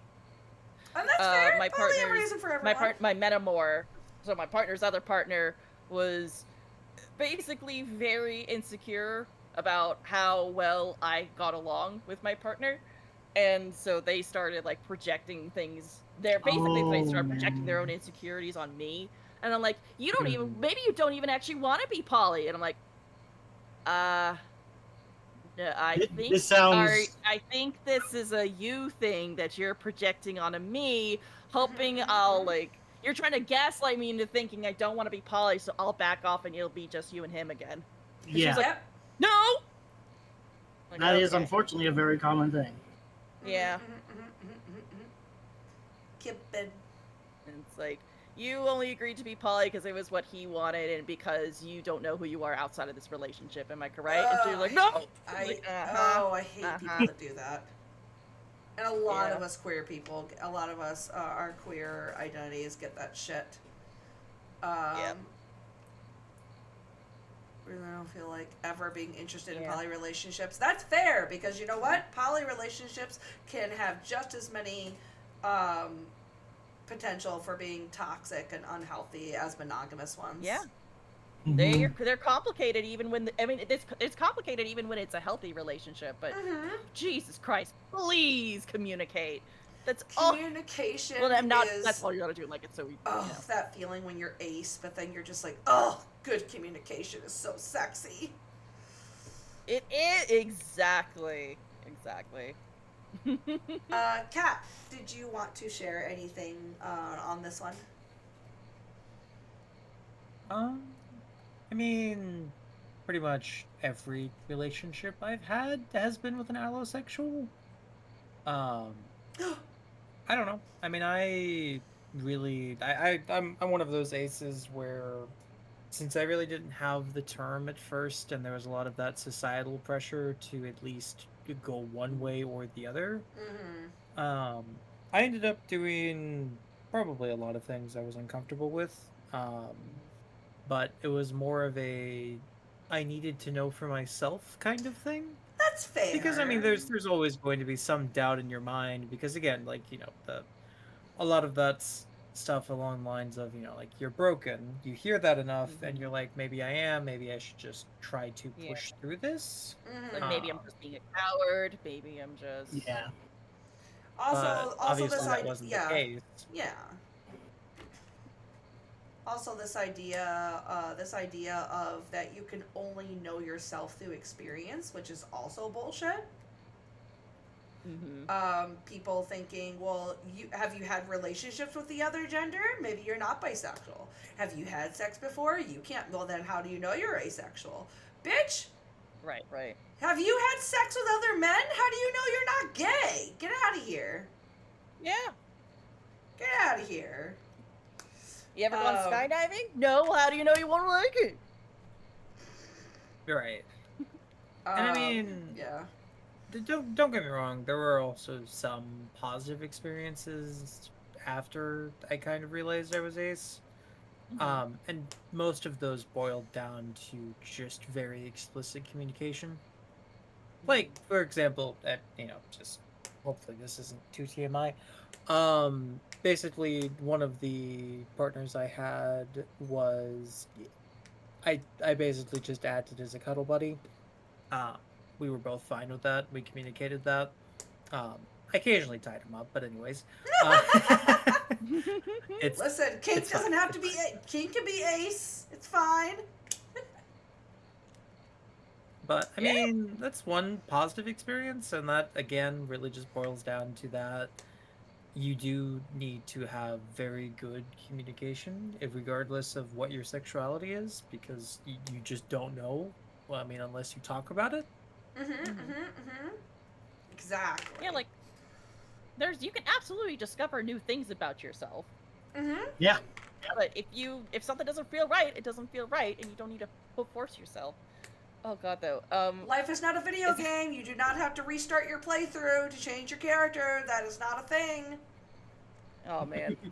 Sometimes I wish I could, though. Let's be real. That's also so true. Jesus. Like, can I just revert back to my old save file, please? Please. I want to put my points, my skill tree points in something else. You learn from. I'd like to reallocate all my skills to animal husbandry. Animal husbandry. I want to take a couple levels in Bard. You say that, Uzi, but I've been an animal midwife too many times, so I don't know if you want to have all your points in that. I grew up on a farm. Can I just completely respec my skills? Word. So true. I want to start a new game plus. That's... I felt that. I felt that so hard. Yeah. Can I share a bit more about just, like, some of the positive and negatives that I go experienced for with the bisexual person and also the bisexual / polyamorous go for it. person? Yeah. Because this person also identified as hypersexual, like they Yep. love sex. But but by no means did he ever force me in a situation where I felt uncomfortable. He always checked, like, for my boundaries. Is like, is this okay? Was this too much? What are you uncomfortable with? If anything, he was almost, like, borderline paranoid about it. Like, not I mean, really, that's but fair. I can was see just that, like, though. he's like, I haven't dated an ace person before. I've had a wild sex life in my past, but I love you as a person, so I want to just make sure I'm not ever pushing something that you don't want onto you, which he was genuinely very sweet about. Respect is so sexy. That's great. Exactly. Yeah, I think then that in turn actually made me more sexually attracted to him, because I was like, oh yeah, give me more of that respect, huh? Give me Ask me more questions about asexuality. Respecting my boundaries. Oof. Yes. So attractive. So attractive. Yeah. I ended up describing my experience with how I experience sexuality is, imagine, because I am someone who does experience sexual attraction, and I'm someone who enjoys sex, but for me, it's like, imagine you really want to go swimming, but you live in a desert. So there's no river, no beach, no pool, no anything. So you have the desire to swim, but you don't have any place to put that desire into action. And then one day you make friends with somebody and you learn that they have a pool at their house. And you're like, oh, okay. I showed you my pool. Please respond. Yeah, exactly. I showed you my pool. Please respond. I don't know. It's a metaphor that made sense to me, and fortunately made sense to my partner at the time. So I hope that helps somebody. But it really helped him once I gave him that context. He was like, oh, okay. Gotcha. Yes, I hate sand. It gets everywhere. God. Oh God. The thought of sex with sand together. Oh God, that sounds awful. I hate it. I hate that so much. Oh God, that invaded my brain. That invaded my brain, and I don't like it. Is your pool above or in ground? Jesus Christ. Okay. You goobers. No. You goobers. Is it above or in ground? Yeah. So our next one is, and I know we've talked a little bit about this one, is that has any of your other identities impacted your ACE experience, whether personally or from others? So I know for me, a big part of I've got a couple of different ones that impact mine. So I've got, I am polyamorous. I am also autistic. I'm also a very, very femme-presenting person that does not subscribe to the female identity. Yes, and autism, that definitely impacts my ACE identity. Like, I know we talked a little bit about, that there's sensory issues involved, as well as something that sometimes doesn't get talked about and validated enough is that sometimes some facet of asexuality might be medication that you're on that can impact your libido, which is absolutely valid. For example, I am currently I had my hysterectomy back in October, and I discovered that being on HRT can sometimes drastically change your libido. That makes sense. Also, being on the autism spectrum, there's also that when you're any neurological disability really, there's this idea that we can't truly understand ourselves, and therefore, how can we really be asexual or not? Which, or worse, people thinking, oh, you're autistic, so that's why you're asexual. Absolutely fucking not! Absolutely not! That is not a thing. No, do not. Oh God, I hate it because it's so invalidating to an identity to fall on a stereotype and be like, oh, that you match like a stereotype, and they're just like, oh, well, that's why. No, absolutely not. Oh, I hate that.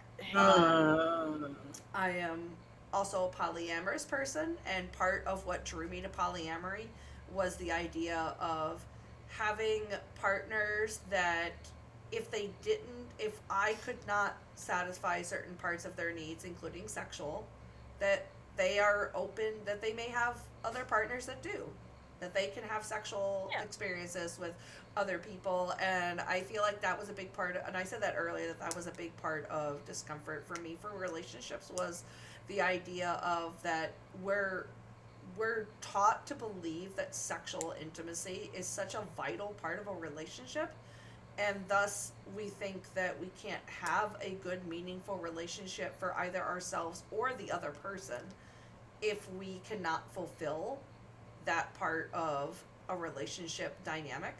And that's absolutely fucking not true. Yeah. I hate that. It's so I don't know, it's just so crushing that people tie so much of the relationship to sex. Like, as someone who does enjoy sex, I like it for the intimacy, for the closeness, for another way to bond with my partner. And also, hey, feel good. But it's still, like I mentioned with the bisexual partner, like, part of why I loved him so much was because he respected that I did not feel the desire to have sex as much as he did. And also, being poly, I also enjoyed the fact that, like, hey, he's covered. He's got someone else. Yeah, you got a backup plan. You got some backup plan. Yeah, but so it's just, I mean, it's like how. Sorry, I'm finding the words. Oh, you're good. Like, even, like, you think about all the non-sexual stuff you do just to hang out with your partner. Like, some people like to play video games together. Some people like to solve puzzles together. Like, one doesn't invalidate the other. Why is this so fucking hard for everyone, you know? Oh, yes. If you're not familiar, and I will have to pull it up at some point, have you ever seen or heard the video about the concept of consent, but it's talking about tea?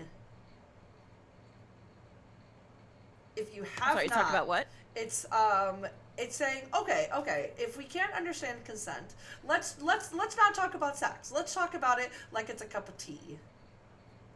I don't know if you've ever seen this. There's a big video about equating consent to drinking tea. And it covers so many different... Yeah, oh, it's so good. I will have to link it. But it is like, imagine it's tea, Sometimes you might, they'll be like, oh, I'd love a cup of tea. And you give them the tea, and they drink it.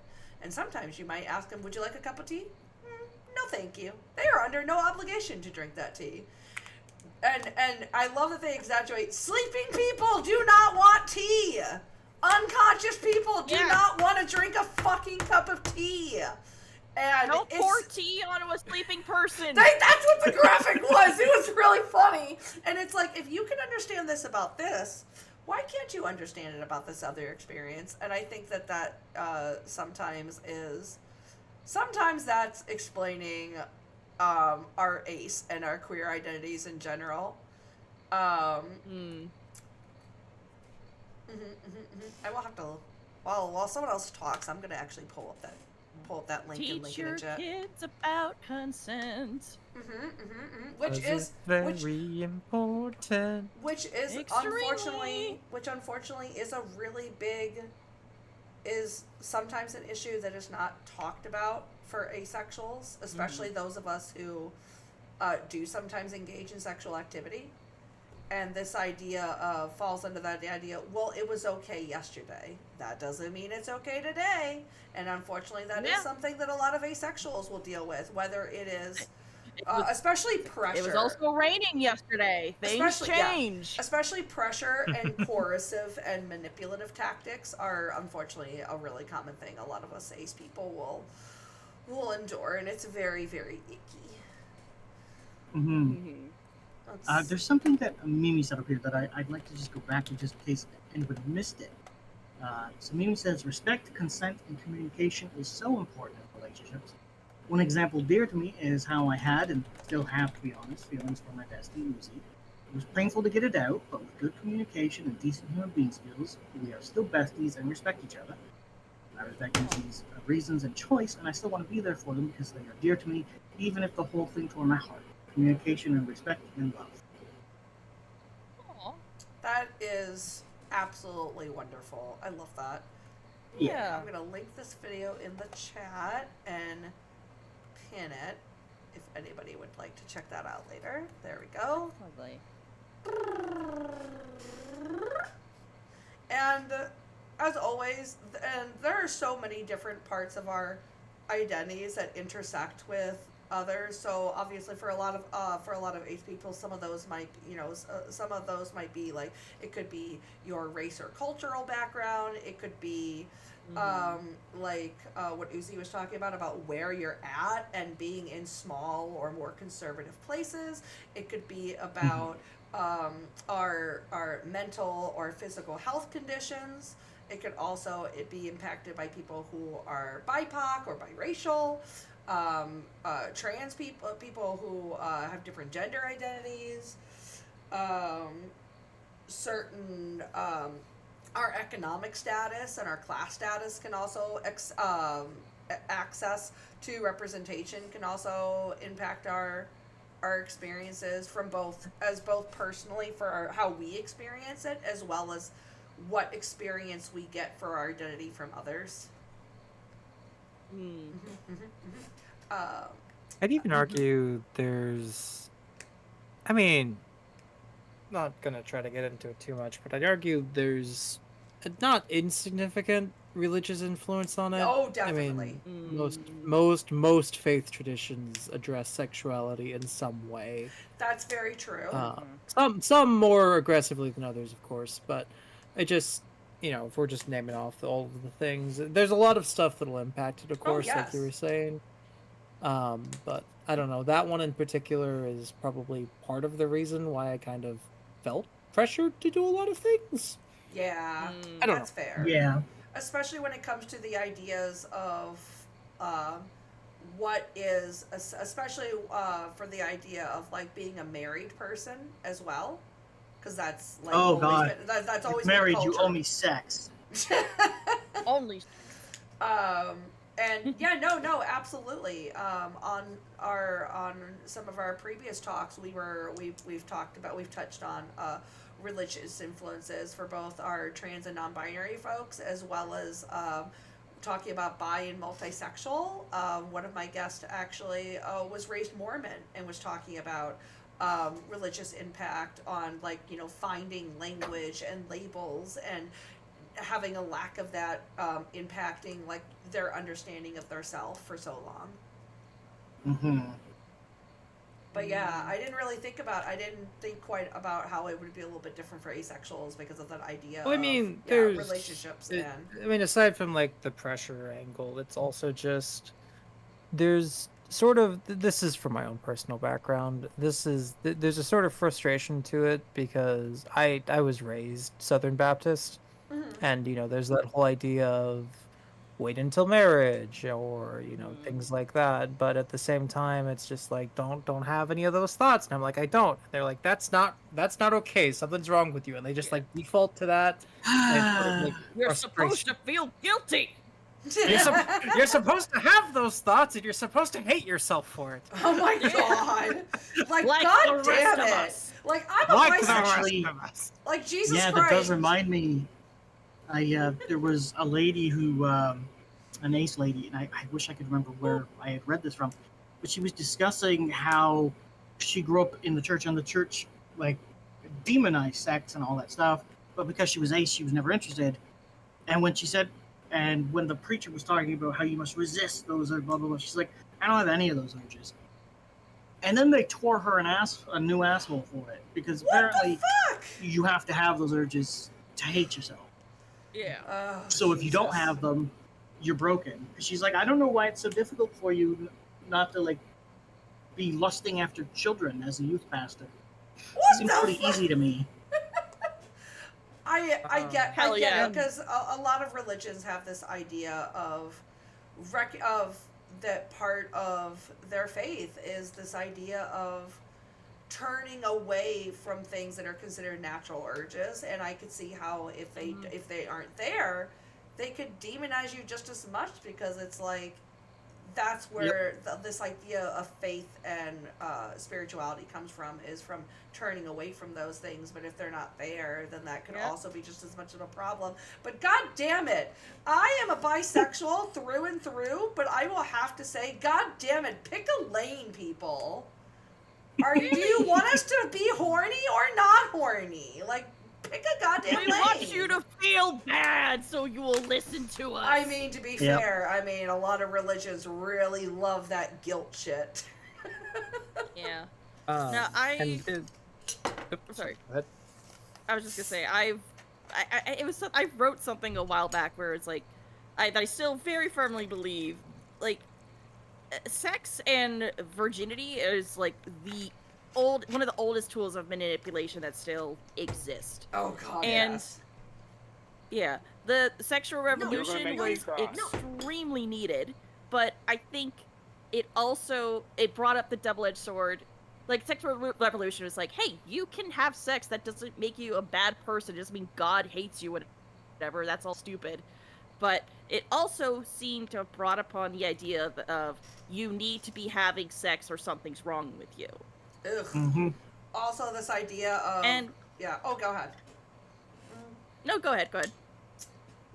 I also just remembered that another identity that is an intersectionality for a lot of ace people, particularly for feminine ace people, is the issue of being a person who chooses to be childless. Because of the connection between sex and an obligation to make children. Yeah. Like, ew, no, and people thinking that it's because you don't want to have children. Like, no, it is. I mean, I don't, but it's so much more than that. Right. Mm-hmm. And also something that's, like, not their business. Yeah, imagine that. Yeah. So many of us Imagine the church leaving you the fuck alone about something. Our asexuals would have so much of a better time if people would mind their own fucking business. They really would. Fine. Go ahead, Kat. I just wanted to elaborate a bit further why I brought up the religious thing. Oh yeah, go ahead. Go for it. Sorry. So, interestingly enough, about the same time I had kind of learned about the ace term, I also started getting into contemporary paganism, which is just generally a queerer space in general. But I don't know. It kind of plays into it a little bit, since in a lot of cases, most of those don't really care one way or another. Well, I mean, about sexuality in general, I mean, there's not, like, dedicated... Yeah. I mean, obviously, you've got fertility gods and goddesses, but, like, it's not as overbearing as a lot of other faith traditions, and that's kind of how it ties into it. The second thing I wanted to just briefly bring up... Apologies if I'm kind of rambling. Oh, I'm no, a little you're sleepy. good. Go for it. You're here to ramble. The other thing was, obviously, I'm assigned male at birth, I present male mask, and that kind of intersects with the ace thing to a weird degree, because obviously men, at least as society has it, are meant to be overly sexual or meant to be sexual creatures. So there's like that double pressure on top of it, because I mean, statistically speaking, the vast majority of aces are assigned female at birth or female presenting. Just by the numbers, at least from most research on the topic. So it's just rarer to find it in mass presenting people, and I'm it's interesting how that kind of lines up with this. I don't know. It could also be because exactly what you said, that the idea Yeah. of, our society expecting um, a lot of sexuality from men, and then men, like you said, feeling like they have to push through it because, like, well, this isn't how it's supposed to be. We're just gonna push through it and be what we're supposed to be. That kind of Yep. self-loathing asexual. Um,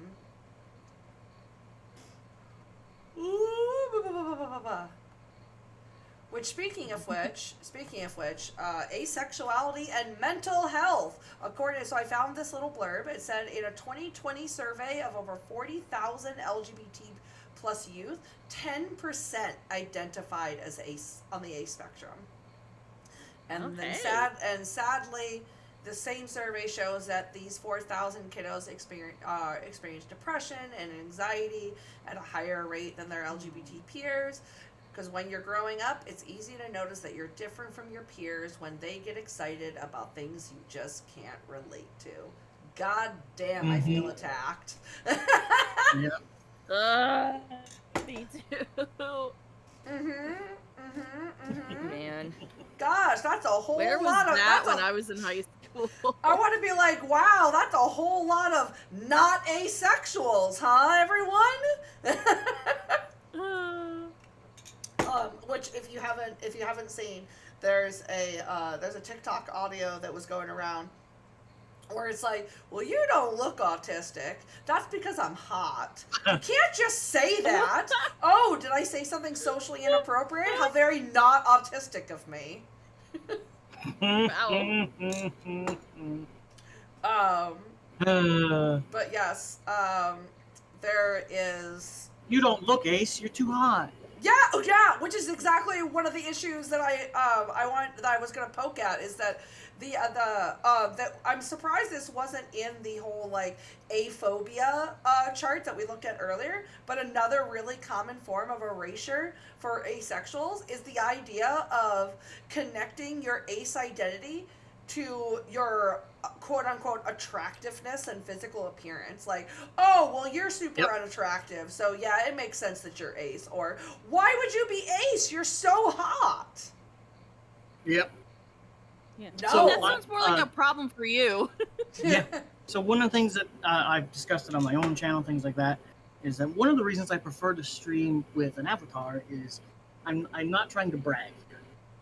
I'm aware that I am considered conventionally attractive because all of my life I have had to deal with people touching me, especially when I worked in retail. Ew. Like people, you're attractive. I want to touch you. Like Ew, very no. invalidating and gross. And then when I tell people, "Hey, I'm ace," they're like, "No, that doesn't. No, No. these two things don't go together. No." It's like no. I Gross. choose to ignore that because that means I can't doink you. Oh my god, I can't do it. I relate. Yes, Izzy. you are wonderful. Holy shit. Yeah. Like, also, not to do my own horn, but also, I'm cute in both Yeah. VTuber form and in real life. I've So seen Neo. She's very cute. I've thank been you. told I'm attractive. I don't know how much of that's true. I bet it's true. I bet. Yeah. Yeah, but yeah, man, it created a lot of stress around dating. I've fortunately yet to have someone tell me, but you're too hot to be ace, which good. I would have slapped the fucking shit out of him. But it does bring up a lot of tension whenever I get the feeling that someone has feelings for me, because I don't know, it feels very difficult for me sometimes to get romantic attraction to someone, let alone sexual attraction. So I've had multiple friends like confess that they have feelings for me, and I have to tell them I'm sorry, I just don't feel that way. Yeah. Also, I had one friend. Yeah, I had one friend where I kind of tried to force the feelings to happen because I was young and stupid and thought that was just how it worked. Oh no, that's never I was good. like, maybe that's why people date, to make the feelings happen. Oh God, no! No. He was like Oh. he was like the TV drama hot guy from another school type of person. Like everyone liked him. So it was like, you're so lucky that he likes you. And I'm like, yeah. So Yeah. but ultimately I ended up just dragging out something that should have ended much quicker, and I do still feel kind of guilty about that. Although he turned out to be kind of a freak, so it really is I dodged a bullet, but that doesn't mean I should have done that. Yeah. Okay, we got 2 instances of self-deppy here in chat. Mimi, madam, I'm calling you out. No self-deppy. I've seen both of you. You're both cute, adorable. None of that. None of that self-deppy. Yeah. I want. Apparently, and also Fractal wants to hug you with consent, respectfully and platonically. I said she could. Yes. Honestly, so from all I know of Fracta and hanging out with her and stuff, I legitimately think Fracta would give some of the best hugs. Oh God, yes. Like, I'm not really a hugger because I have an aversion to being touched. But when I'm comfortable and I want a hug, I love hugs. And Fracta like really seems like someone who would give a good hug. If I have my way, and things go better, I may potentially be getting one of those hugs next year. Hell yeah. Get them hugs. Well, madam, those people were dummies, and don't listen to them. Yeah, fuck that. They sound like rude, mean people. That also falls into that whole thing. I mean, don't fuck them, but you know. Yeah. If you going back to like what I know Uzi mentioned earlier, that idea of like that we can wear what we want, be sexy if we want. That also ties into a lot of mental health for us, because especially before we realize we're ace, but still, because I like to describe a lot of things similar to the idea of modesty, and I like to talk about this with labels too a lot. That some people feel empowered and comfortable with modesty, and some people feel just as empowered and comfortable with a lack of modesty and a sense of control over themselves. And a lot of us, especially a lot of us and there are a lot of us sometimes that even before we realize we're ace, and especially for those of us who are Acespec, that feeling of wanting to look attractive and feel attractive, even if we don't actually want to draw people close to us. And when people equate our appearance to our asexual identity, that often can be a blow against our self-confidence as well. Whether it's being told, well, you're not attractive, so of course you're asexual, or the other way around, and saying that you shouldn't look like that because you're ace. Like, ew, no. Do you know what that does to people's like sense of confidence? And I have been trying to remember her name, but there is an ace advocate that's kind of sprung up over the last few years, and I don't remember her name, but I remember that she went to Pride last year, and she got a lot of flack because she wore a very revealing outfit, purposely to point out that you can be conventionally attractive, desirable, whatever. But that is you projecting onto her. Yep. She can wear whatever the hell she wants. Yep. Yeah. And I always think back to that. I'm like, yeah, that's exactly it. I can wear whatever I want. Being attracted to me is your business. Yes. You don't get to force that onto me.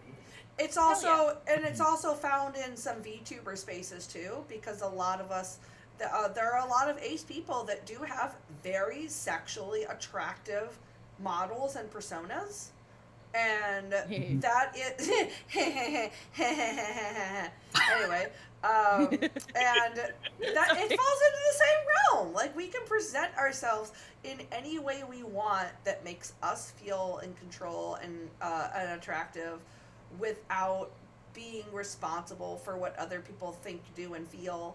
Also, can we just talk about that anxiety of someone finding you, someone saying "I like you," and then being like, "Oh my god, Yeah. oh my god, that means they're gonna want to do the sex things, and I can't do the sex things, and I don't know how to tell them Yeah. about it." Yeah. I mean, Yeah. it's like it's so exciting when when you do feel the same back towards, of course, but when it's not, it's like, oh, oh, Like, I'm I gonna can feel bring up this sexy whole as a baggage. blender. Oh my god! I'm sorry, See? a blender. Still sexy as a blender. Hell Oh my yeah. god, I love that. That is one sexy A blender. blend of multiple identities, you might say. Ah, there you go. Incredible. Kat, would you like to share anything about this one? I am a very loud, bobacious person. Go. Poke Oh, the just cat. about asexuality and mental health? Poke the cat. I mean, Poke the yeah, cat. absolutely. I booped the cat Um, in all their eyeballs. Hmm. I mean, I don't know. I only just noticed now Yeah. what your sign says. Yeah, so if you're wondering, it was a toss up between this and I'll show the other one. Oh yes, It you're was biblically this accurate, Ace. or this. Yeah, the Biblically biblically accurate. accurate bottom. Be not horny. Oh Be god. not horny. Oh, I love that. Love them I both. love that. Yeah. Meanwhile, I've got the sock puppet. Sock Popadios, yep. Yes. I also have Granny Eos. When you And got I love that Granny gilf I actually- energy. Yeah, I actually make more horny jokes when I'm doing the Granny Yeah, Eos bit you than do. any other It's time. hilarious. It's just so fun to be like, oh, hello there. You wanna come over to my place? Don't Sit worry. on the rocking I chair. don't bite. Sit on the I rocking can't teeth anymore. Oh my god. And if you're not into the biting, I can put the dentures away. Oh my This is the god. funniest shit to me because there's an older woman at my job who does that bit constantly. She's like in her 60s. Oh hell yeah. Fucking hilarious. That's Hell yeah. good. That's good. That's what I want to be when I reach that age. Yep. I want to be somewhere between I'm that. alright. I want to be be somewhere between that and the get off my lawn, and just throws a fucking God only knows what. Throws an old broken cuckoo clock at some child to get off my lawn. I want to be that and a little bit of some that the neighborhood kids would spread rumors about me being a witch. Yes. Don't go over to old lady Eos's place. We heard that her parent used to be a boy. And then, then he started stealing her packages from her Amazon packages, so she cursed him. What the fuck? And we got into we started driving into this one a little bit, which is feel free to share what you like. Is how has your ACE or Acespec experiences and feelings impacted your mental health? What boy? Mm-hmm. For me, oh, go ahead. Okay, I just want to be sure before I start babbling. Because I would say my asexuality, my mental health, for a time, definitely were very tied together. They were very entwined. Because, yeah, I was like, because I truly battled that notion of, am I broken? I must be. Something's wrong with me. I'm missing something. I battled that for ages, and but then I got this amazing therapist. I sought out a therapist who very specifically specialized in like LGBT issues, relationship issues, even polyamory. Ooh. My therapist fucking rocks. My therapist Nice. even because I'm also I love. Anyone who has ever had a conversation with me knows I really love Yu-Gi-Oh! No, I- do you? I mentioned it once to my therapist, and she was like, "Oh, I love Yu-Gi-Oh!" And I'm like, "Okay, this is the most perfect therapist in the world for specifically my needs." Yeah, but she really helped me kind of like take the tangled ball of twine that was just my brain and help me like separate the strings. It was like, this is ADHD related, this is sexuality related, this is how I feel about romance, this is how I feel about sex, this is trauma that I associate with relationships. Because while I fortunately haven't had like a truly like traumatic sexual experience, there is a lot of generational trauma around that topic in my family, which I won't go into because A, it's a bummer, and B, that's not my story to tell. Um, but it is stories that my mom. Sorry, What's nobody in so funny? chat believes that you like Yu-Gi-Oh. Oh, okay. Yes.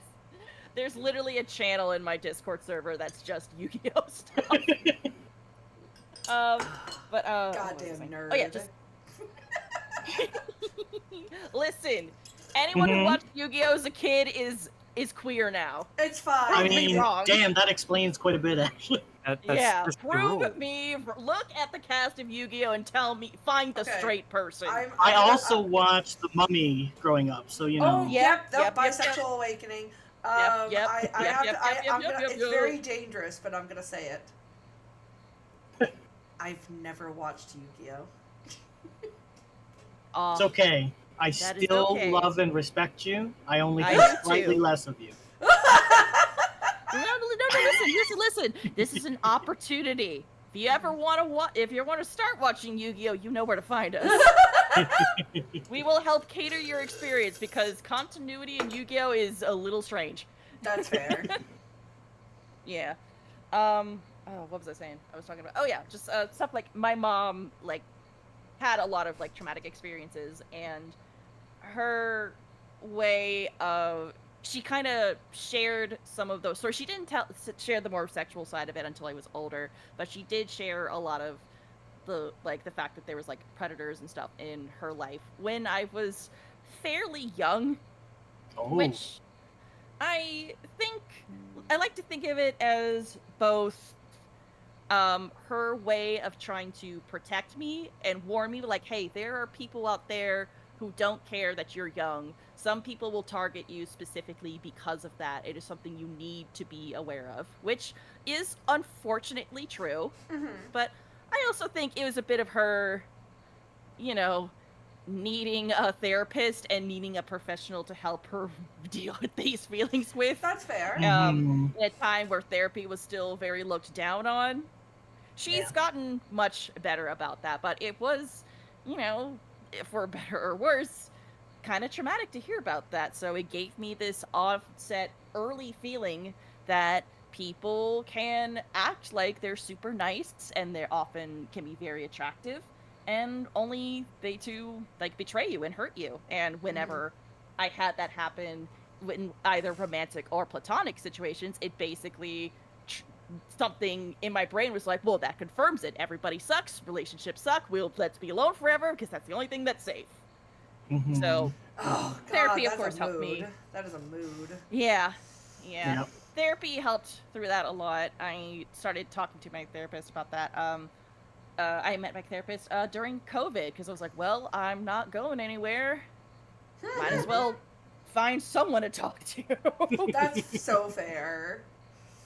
Yeah. And I'm a bit like using the fact I only learned pretty recently, like within the past year, that I am autistic and that I have CPTSD, which is complex post-traumatic stress syndrome. Mm-hmm. Oh, yeah. So, the way it was explained to me is like, if PTSD, it's like Premium. either a single or a series of like huge explosively traumatic, like being Yes. assaulted Yeah. or being attacked Multiple or like layers. being in a war. Yeah. Yeah. While Multiple layers of complex trauma. CPTSD, yeah, is usually developed by something that is not less serious. Let's get that out of the way. Complex PTSD is just as serious as regular PTSD, but it can be something that's like, I guess, something that goes on for a longer stretch of time, and I guess maybe quieter. It's like It kind of creeps being in a war, being a soldier in a war versus being in a situation where you're constantly gaslit for like years. Yeah. Yep. So that was my fucking thing. And yeah, but learning to untie all of those things together really helped, because it's like, oh, is it just because I'm autistic, or is it because I'm asexual? And it's like, hey, there's a story for each of those experiences. Yes, the idea of affects understanding that everyone those can differently. all that they can all be intermingled, but also be separate things that don't define each other, is a really important. Yeah. I think that's a really important journey for just queer people in general. Exactly. Yeah, I've gone on a journey to kind of learn to accept and love each individual part, and which helps me learn how to have them function all together. So it's easier to tell. It's like, okay, this is an autism thing. This is an asexuality thing. This is both of those things. Yes. Mm-hmm. It's Yes. it's a journey, and I'm very happy to have gone on it. And there's still steps to go, of course, but definitely for anyone who has not gone to therapy and is considering it, do yourself a favor. It Yeah. changed my life for the better. And Yes. one of the important things I always tell people when you're considering therapy, unless you're really lucky, it's not going to be the first therapist you talk to. No, Might it's not like be even the second or medication. third. Not. You Very have true. to be willing to keep looking. Yes. Yeah. It's like medication. I've been with my therapist for 10 years, and before that, I went through 4 others. Yep. It's Yep. like medication. The first one never, it's almost never the first. It also takes Yep. time to assimilate into Yeah. Yeah. a new therapist and medication as well. Yep. Our beautiful All very and true wonderful, iconic Be Not Horny Bottom. Do you have what wisdom do you have for us? I mean, I struggled, well, I mean, struggled a little bit. So, like, on some level, I do want to, like I said earlier, I'm homo-romantic. So, like, I struggled there for a while because even though I'm okay with being ace, part of me wishes I wasn't sometimes, just I because get that would that. have made dating a little bit easier. Yeah. Because it's already sort of a like a term, small pond in terms of dating, because I came from a rural place. And when you throw ace on top of that, you just might as well not even try. Yeah, I That's get what I kind that. of stopped doing after a while. Yeah. Been there. And I mean, Still, sometimes I go back there. I mean, then that's a natural thing. It happens. I know, of course, with other identities. Like, I know to some degree, sometimes people who are just normal gay or anything like that, they also will sometimes ponder the alternative, or ponder things like that. But Ponder I the don't know. rainbow-colored orb. Ponder the queer orb. Oh my What god. mysteries lie within? Look Gay into the ball swirlies. and see. And that's all the different colors. The smoke of different colors makes up the pride flag of whatever. I'm sorry, I'm Yes. going on a tangent. ADHD brain. No, Here I you go. love It's that. I it's mean, very, very humorous. neurospicy and asexuals and queers in general is like we are birds of a feather. We intermingle together. We really are.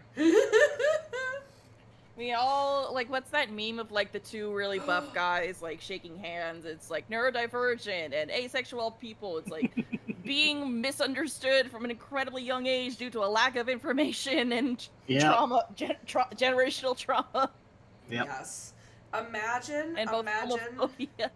that feeling of like, am I asexual or am I just so ADHD that I can't stay focused on the physical intimacy for long enough to do anything?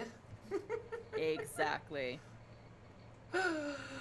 Oh, so Sometimes the answer is yes. Sometimes it's yes. not. So so we are coming toward the end, but I want to talk about who has served as ace or ace-spec representations for you, and thoughts on current representation. And just to be clear, this does not have to be canonic representation, because God knows we've had Yeah. a long history of like queer coded experiences as well, because obviously we've had a lot of times and still to this day are having issues where letting queer experiences be seen. I'm going to be old school here. Well, I don't know how old school this is. Minus the TV show that's been out for a while. But Jughead from Archie Comics. Yes, I did see there that. you go. I Fucking did love see Jughead. that. I was really surprised by that, and I was like, I gotta reread these comics. But yeah, no, I get Yeah. from what I remember. Yeah. I was like, I could see that. Yeah. Yeah? I believe that's canon. I want a hamburger. Yeah, is Just it want to go canon? on a I was date? gonna say, No, is it I want a canon? hamburger. I'm pretty sure it is. I'm pretty sure it is canon, actually. Yeah? Nice. Yeah. Love Oh that. my God, Jughead! I was I very was surprised. really disappointed what they did with him with the show. I was like, that's not my Jughead. What are you doing? Yeah. Oh God, don't get me started. No. For me, this one, I mean, it's a little old school, but also the thought of her being like this is a little more recent. But Jessica Rabbit, from Yes! Who Framed Roger Rabbit. Really? Yes. She is incredibly attractive. Yes. You know, as is definitely depicted as she's supposed to be. That is like the purpose of her design. I'm not bad. I'm I'm not just bad. drawn that I'm way. not bad. I'm just drawn that that way. Exactly. Yes, And I even actually asked, like, I actually only discovered sorry, that go one recently. I did not know that she was. I'm just Oh. drawn that way. What? I'm just drawn that way. Thank you. yeah, exactly. Yeah, Elder Sword. I love. Also, as a kid, I mean, first off, Who Framed Roger Rabbit? I know this is Amazing movie. Yes. amazing movie, one of my absolute favorites, and Jessica was my favorite character. And as a kid, I was like, I don't think I fully understood why I liked her. Certainly, part of it was because I was like, oh, actually, girl's pretty. Girl Mhm. Prippy. Girl Prippy. Yeah. Also I shiny. loved that even though she has a very sexy design, she's not a very sexual person. Yeah. Like, when asked why does she love Roger so much, it's because he makes her Yep, laugh. She yep. just Yeah. loves who he is. Roger is someone who lives to make people laugh, and she loves that about him. Yep. Mhm. Number one attractive for me. Someone who makes me laugh. Yeah. Yeah, Mhm, absolutely mhm, mhm, love mhm. them. Also, she was very shiny and sparkly. So the Yeah. ADHD goes hee. Yeah, I feel like there's a lot of I feel like you could look at a lot of like early kids media, like Disney movies or stuff like Swan Princess, like any of those movies where it's like, oh, prince and a princess, whatever. It's like they fell in love without the sex part. And of course, I know it's because of a rating system, and of course, we can also assume the sexy stuff happens off screen. But I'm like, hey, if you can buy that these two are in love after spending 5 minutes together, you know, Mhm. why can't you buy that asexuality is a thing? Yep. Oh my God, Gil. I don't know what HD is, but I apparently have 80 of them. See, Jesus that's just Christ. like I was Wow. talking to the doctor the other day Really and high said you got a definition. bad case of VHS. Yep. Also, Roger and the baddie landed by being goofy. yes, Exactly. yes. That's the goal. The geek gets the girl. I love it. I love it so much. I want to be the baddie who gets someone who's just a big goob. Ooh.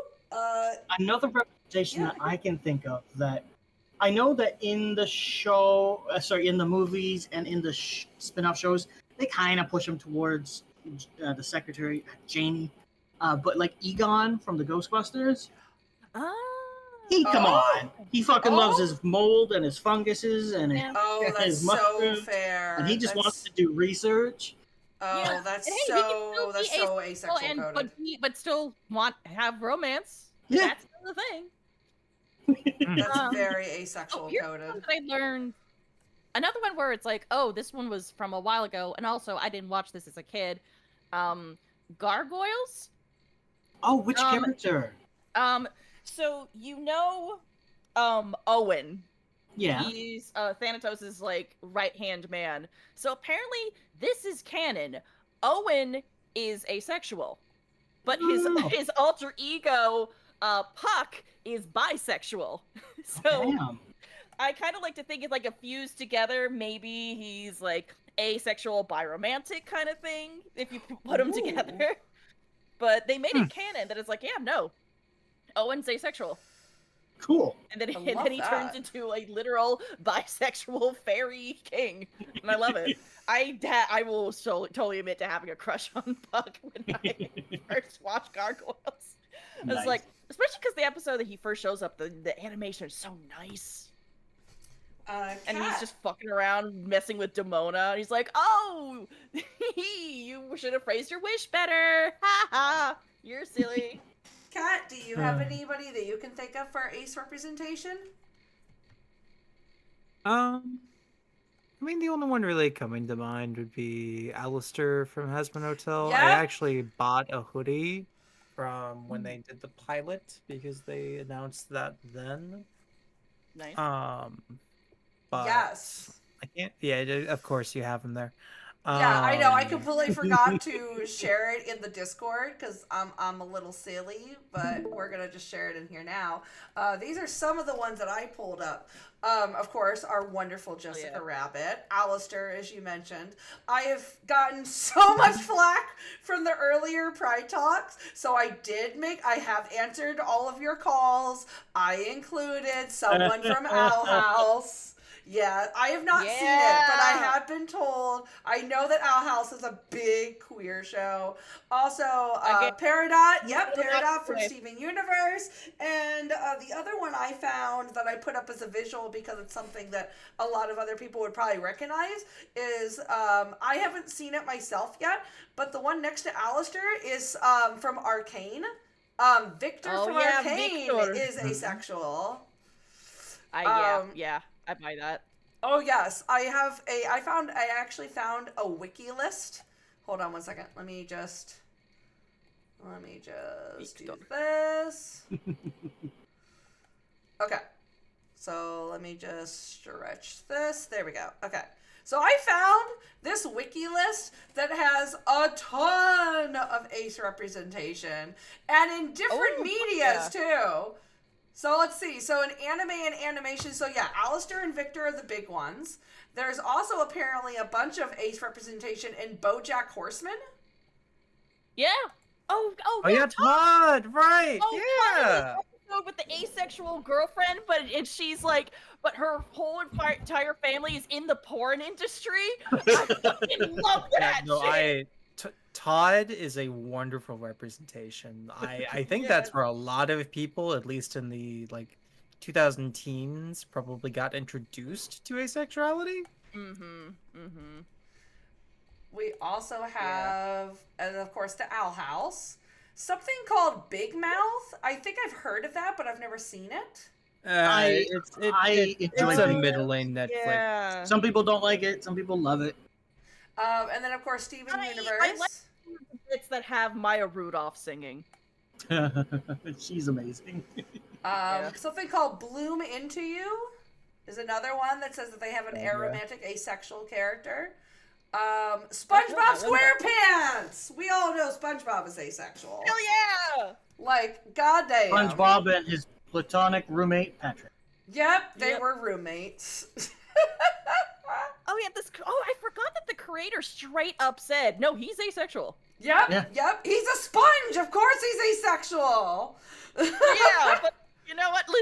Listen, I'll take it. Also, and then in film... With the amoeba woman, listen, I'll take it. So in the film list, it says, so the titles that they have is Something in the Dirt. I'm not aware of what that is. Something called Slow. Girl Picture.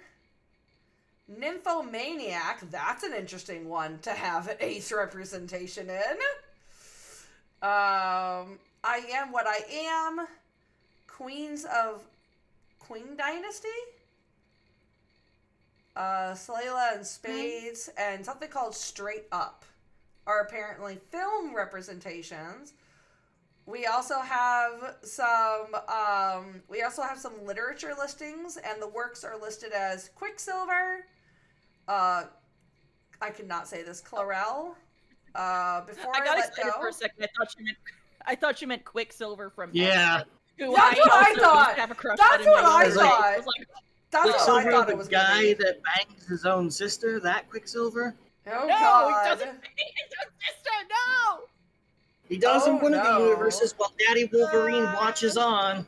We don't talk about that. Let's see. The Villain series. I'm not sure what that is. And something called Loveless that is not the anime.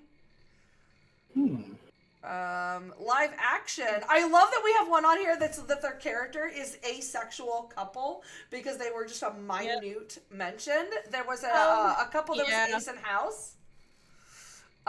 We also have something called Faking It. Travesia, Legends of Tomorrow. Oh, American Horror Story. I have not seen that, but I figured that's probably one. Yep. The character is listed as Misty Day in American Horror Story. We also have. Oh, I was missing the titles. Sirens, The Pit, Heartstopper. I'm not shocked. Heartstopper is filled with queer representation, so I'm not shocked. Nice. Someone named Isaac from Heartstopper is asexual. It's okay.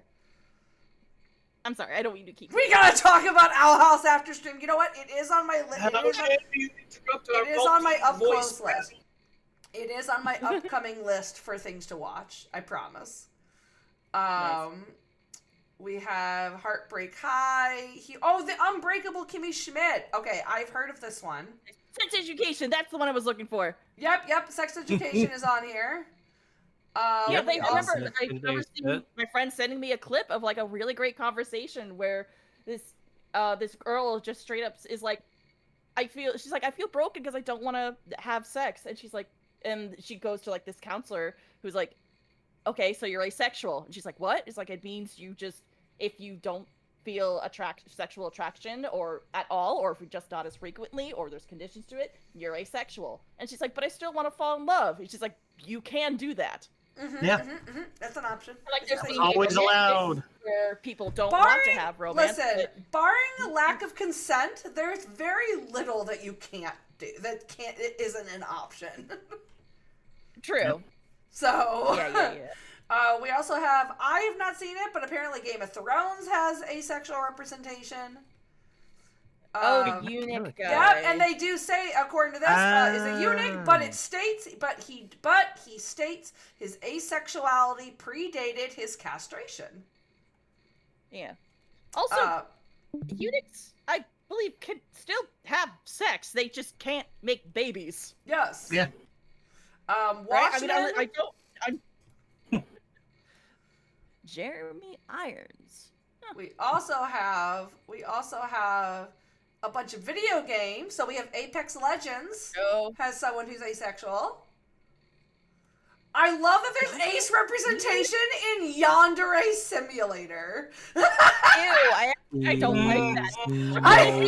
Don't remind me that game exists. Wait, protagonist to be an asexual uniromantic who doesn't feel sexual attraction, is exclusively attracted to one specific human being in all the world. No. I hate that. I don't like it. The Outer Worlds, Borderlands 2, and Sucker for Love. Aww. Now, see, speaking of video games, one character that actually comes to mind that you like, it makes sense, but also you're probably not thinking of them. Have any of you all played Destroy All Humans? Oh, yes! I Yes, I have. The main character, Crypto, flat out says, like, Oh, sex, and they put the parts together. Oh, it's I disgusting. haven't gotten deep into that game, but yes, I could see it. It's like, oh, they mate? Ew! Oh, speaking of video games, Date Everything, the game that I wrote for, you can despite the title of the game, you can absolutely have a completely asexual playthrough. You can also have romance with some of the characters, and not have sex with them. There's a couple specific instances where the character will be like, "Hey, do you want to take this somewhere private?" And they'll be like, "Oh, I'm actually like I really do care about you, but that's not my thing." And they'll be like, "Okay, that's totally fine. Thanks for letting me know." Pet peeve of mine: video games where you can have romantic relationships, but they always involve sex. Please stop that. Yeah. Oh, God. I Give me options. everything Give did me a very options. good job, I think, of emphasizing that, like, hey, friendship just as important as romantic love. Friend love is important. And aside from like a character who is, you're not punished for it. You are not punished for whatever relationship choice you make about the characters. Like the only thing, like you may have characters who will be like, "Hey, I really like you. Do you want to be together?" And if you tell them, "I actually just want to be friends," they'll be like, "Oh shoot!" Like, yeah, they'll have that disappointment because they had feelings for you, but they're not gonna be shitty about it. Or at least most of them won't. Some of them don't take it well because it is a video game. And, Like I've been replaying through BG3 recently, and I'm like, God, I love these characters. Can we just have a romance without having to sleep with you though? Because if you reject that, then they just flat out go, okay, I guess relationship's over. It's like, no. No, that's not. No. Yeah. It sucks. There's a and then according to this, we also have manga and graphic novels. Something called Sex Criminals, Last Gender We Were Nameless, DC Comics, Brainiac 5. Oh, Brainiac 5. Wait, I actually like Brainiac 5. To be fair, I think Brainiac's always kind of been ace just because he doesn't give a fuck, literally. Well, but he's demisexual though. And he's in love with Supergirl. Oh, So yeah, I forgot about that comic run. He landed Supergirl, and he's like, "No, I'm still asexual. I just also happen to be super in love with this woman." There's also someone called I love Nadia Supergirl Van and Dyne, Brainiac. also known as the Wasp. Jughead! Yep, and Jughead. Yep. Yes. What does it say for the other one we mentioned? It was Brainiac 5 is a time-traveling alien from the 31st century and a member of the Legion of Superheroes. Across iterations, he is often romantically involved with Supergirl. His sexuality typically isn't focused on, but in DC Pride 2022, he came out as demisexual. Yeah, I love that. Also, I read it just before we skipped over it. The Jughead thing specifically says that he was coded as Ace. They never had a word for it back then. Yep. Yeah. I know. I love that. I love the fact that that's just I don't like this proof. though. They didn't have a label for it, so they just called him a woman hater. Ew. I mean, at the time, I mean, it did start in the 40s, so that's fair. Yeah. Like, I get that. Yeah. But I do love there the was fact... fucking Hirschfeld in the 19-teens! But I love even though the fact... he is a misogynist. But I do love the fact that even if they didn't have a word for it, like, the experience has still been clearly described, even if we didn't have good words for it yet, and I love that. Like DC Comics, like what I've been saying, Connor like, Hawk. yeah, you could have sex, but I could have a hamburger instead. Yeah. Yep. Like Connor Hawk? I don't know who this is.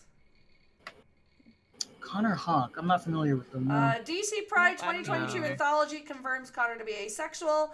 Connor is a character who a number of fans have interpreted to be asexual for decades, as he has often shied away from sexual moments or innuendos. The debut story titled Think of Me will be created by an entirely asexual team. Oh, that's lovely. Oh, damn. Oh, it's relatively new because it's listed as 1994, so they might be a recent character.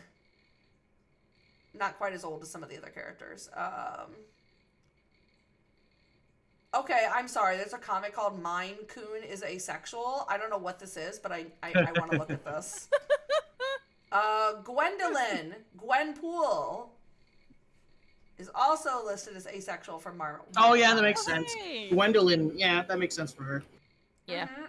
Let's see. Entered a romantic relationship. However, later admits that she only did so because she felt that a romantic plot would make her less of a supporting character in metafictional narrative of the series and thus less likely to die. That's fair. There is that whole like, oh, you had sex, that means you die now. That has been a media thing. Unfortunately. I mean, look at Peter Parker and Mary Jane. She tries to form the Ace Force. Oh my god! I love this. Yep, and I love that they're having like these anthologies for things like this that are coming out. I was like, no, this character is absolutely queer. That's wonderful. Also, reminder, and something I never mentioned earlier, we also need to remember and make sure that we accept our asexuals because you can be, there's an issue with I know there's a joke where we're like, ew, straight, I could never. But we do have straight people in the queer community. We have straight trans people. We have straight arrow people and ace people. Come on! Yeah. It's true. Like, heterosexuality isn't a crime. It's just it's been so used to put down every other sexuality. So if you're straight, just be a better example. Exactly. Yes. I believe there was a clip once. There was a clip once of like, it's fine. We can keep our friend Grimm because Grimm is a good straight, and that's how we're gonna breed out the bad straights. And it turned into like breeding out homophobia. Exactly. I don't know what happened, but that became a thing. Exactly. And does anyone else get annoyed when in media, if there's like a straight couple or a quote unquote straight couple, like man or woman, people are like, ew, we don't even want to hear about it. We don't even want to hear about it. And I'm like, but then you get Jessica Rabbit and Roger. You get Gomez and Morticia Adams. You get Sam and Kiss and Kate Barlow. Like there's aren't they Adams? Aren't they also supposed to be like asexual coded or canonically asexual? I think so. I'm pretty sure that they're like they're at the very least they've got to be demisexual coded.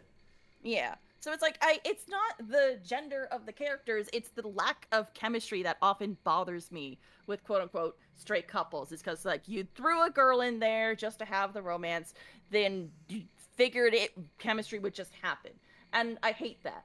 But when there is a couple where the chemistry is genuinely there, I get so fucking excited. Like that show Apothecary Diaries. I love them. I need to see that. That is also on my immediate coming up list. My immediate coming ups are going to be Apothecary Diaries. I'm also going to finally do. I've seen some of it, but I haven't seen the whole thing. Adventure Time is also on my list. And Owl House are some of my immediate coming ups. Yes. Oh, all good stuff. All very good stuff. And possibly Arcane, the main couple just so I can have one of my friends shut up. Yeah, I just love that the main couple in Apothecary Diaries, I mean, they're not even a couple, but, you know, romance is implied. I just love that they're both freaks. I need that. I'm tired of I'm a super gorgeous guy, and you're a little nerd, so that makes me unobtainable, and therefore it's satisfactory whenever we do get together. It's like, no, they're both freaks. I love that. Listen, we love our freaky aces, okay? Yeah, they matched each other's freak, and they're in denial about it. That's why what was the other thing I used to say? I used to say, listen, you know, sometimes I want a hug and a smooch, and sometimes I just, you know, I need you to choke me to sleep. It's fine. There you go. It's fine. What's wrong with a little choke as a treat? Yeah, a little choke as a treat. I was actually, it took me a long time to really understand some of the innate, like, thoughts in my head and assumptions that came from, like, ace erasure. Like, the idea that people can be, like, I've always known and acknowledged that, like, people can be in kink and not be sexual. But it took me so long for me to connect the dot in my brain. It was like, oh yeah, that means ace people can be kinky. How did I not connect this dot before? Because we're too busy sexualizing everything. God. Acespec is a valid identity. Yes. Like, I guess that's the other thing too. It's like, yeah, when people put like sexual tones on something that you just enjoy because, like, I genuinely like having the Pokemon Gardevoir on my team. She knows Heal Block and is just really good special attack. But everyone's like, oh, you picked the horny Pokemon. And I'm like, no, I didn't. I'm sorry, there's a horny Pokemon? Let's be fair. Okay, sure, Gardevoir, but we all know the horny one is Low Bunny. Yes, that one too. I thought Vaporeon was the God. horny one. No, that's Oh, one you can be horny with. Vaporeon is one of the horny ones. There's many horny Pokemon. That's fair. That's fair. Like what? Yeah. I'm over here like, unless they can communicate to me like Digimon, I don't even want to think of them that way. Yep. That's yep. fair. The whole After Harkness all, test thing. I'm a Gen 1. Let's. How could I forget Lick a Tongue? What that tongue do? Oh God, no. Oh. I hate that its German name is so much worse. Oh God, what's its Wait, German what's the name? German name? The German name for Lickitung is Schlurp. Oh God! I love them.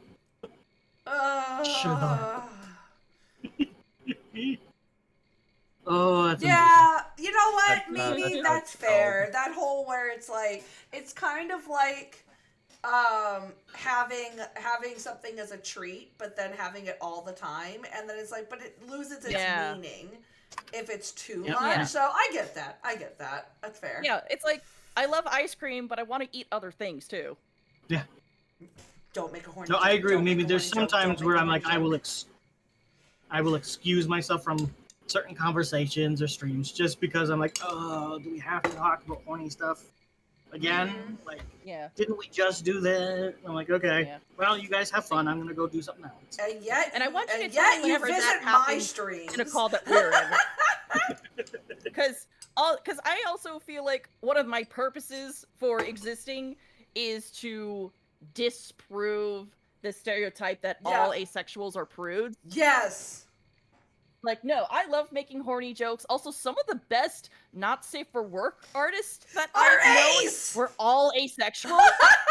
Well, you know why, right? Because they're so big, because they're way less distracted, so they can actually learn anatomy without going hee hee.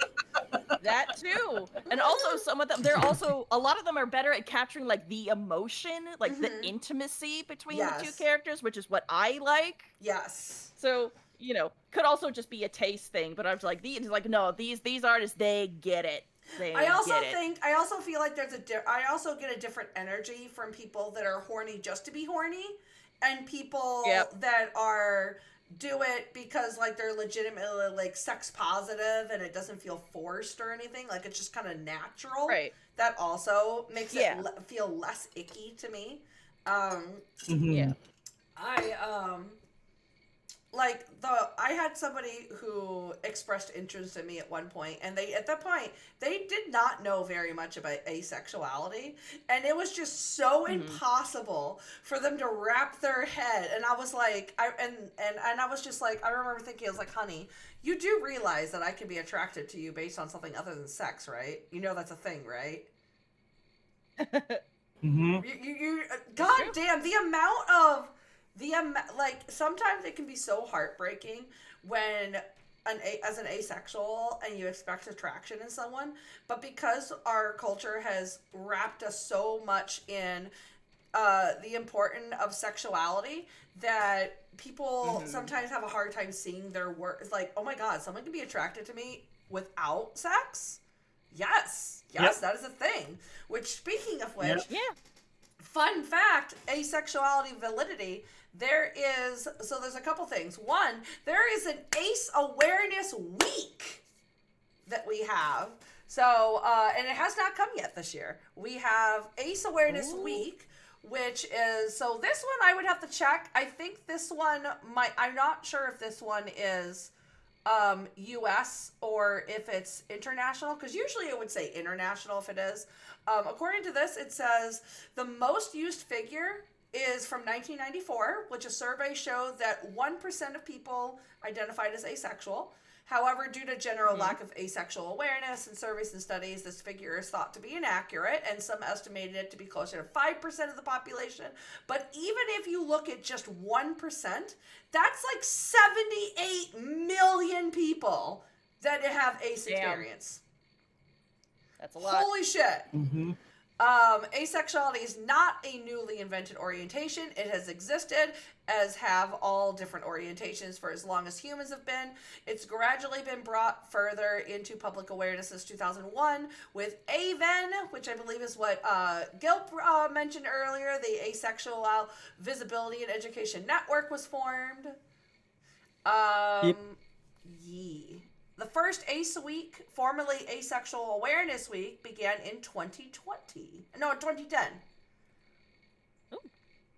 We also have an International Asexuality Day, which is April 6th, which means that's 2 days after my birthday. God, I was literally born to be ace. I was like, nope, I gotta get out here. I gotta get out here from this shit. Hell yeah.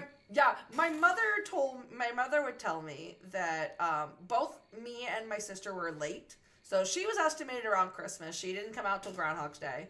And I was supposed to be coming, they were hoping, I was already late because I was supposed to be March. And Mom was hoping I would wait until I think the 8th or the 10th and be born on her mother's birthday. And I was in a fucking hurry, and I was like, yeah, I had to get out here so I could be asexual, bitches. Asexuality, and this is the sign I mentioned. So this one I found just looking for images, and I love this sign. If sex without love exists, why can't love without sex exist too? Yes, Yeah. be ace, use a mace. Exactly. I love that, Gil. Exactly, you got it. Morning, Leo. I hope you're having a great day. If somebody asked you to describe your unique ace experience, what would you tell them? Cat? Sorry, what was that? Oh, Cat? sorry. I think you broke up a little bit there. Oh, no, you're fine. Cat. I'm trying to think on this a little Oh, bit. yeah, no So- worries. Asked me to describe my ace experience. Confusing. And then not confusing, and also just what they doing over there? Why they doing that? I don't understand. I love that. But I mean, I don't know. A lot of I'm aware there's sex positive ace people and whatnot, and all that jazz. But I don't know. I've always, because I guess innately ace aspects. Sex is weird, Yes. and it's even weirder and just to actually know that people do it. That's fair. That's so fair. What the ace doing? Yeah, that's yeah. What that ace doing? Probably playing games or something else. Yep. Anything other than Yep. sex most of the time. Why are they? Prince Wait, is hold playing on. Super I'm Fun. sorry. Why are? Oh my God, Gil, honey. Why are they doing the genital jamboree over there? Oh, what? That's your boyfriend. That's your boyfriend. You're responsible for this. You're the responsible adult. I do not claim this Hi, Maya. this child. This child. Hi, Mayan. Oh my gosh. Oh my Incredible. gosh. If I explained my ace identity, I would probably I feel okay, so when I tell people my gender identity, I tell them it's like if you bought girl from Wish. And when I describe my ace identity, I would say it's like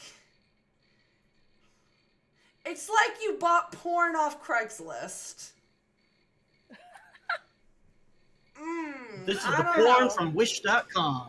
Oh my Porn God. from This is Wish.com. that fresh Timu porn we've been hearing so Timo much about. porn, sheen God. porn, sheen porn. I don't know. I would describe myself as being someone who is very, very demisexual.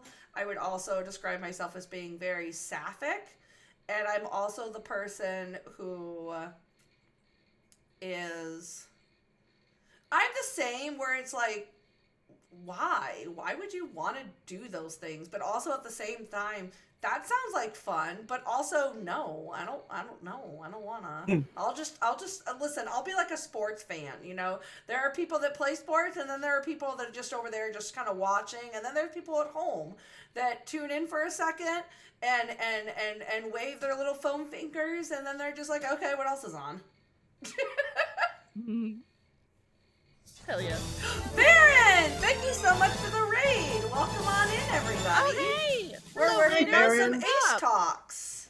To What me. are you doing, Baron? Yeah. Hello. For the raid. Yeah. Wrestling Yeah. raid. Yeah. Nice. We have been visited by the cringe. We've been visited by the cringe lord. But yeah, hello everybody. If you don't know me, I am the Rainbow Goblin Empress. I am your proprietor of our little gay arcade here, where we do silly little gay shit. And we've been doing some Pride Talks this week, where we've been focused on education, sharing experiences, talking about positives and negatives, erasure and representation, and just having some solidarity and building community, both within and outside the queer community. And today we're focused on ACE and Acespec identities.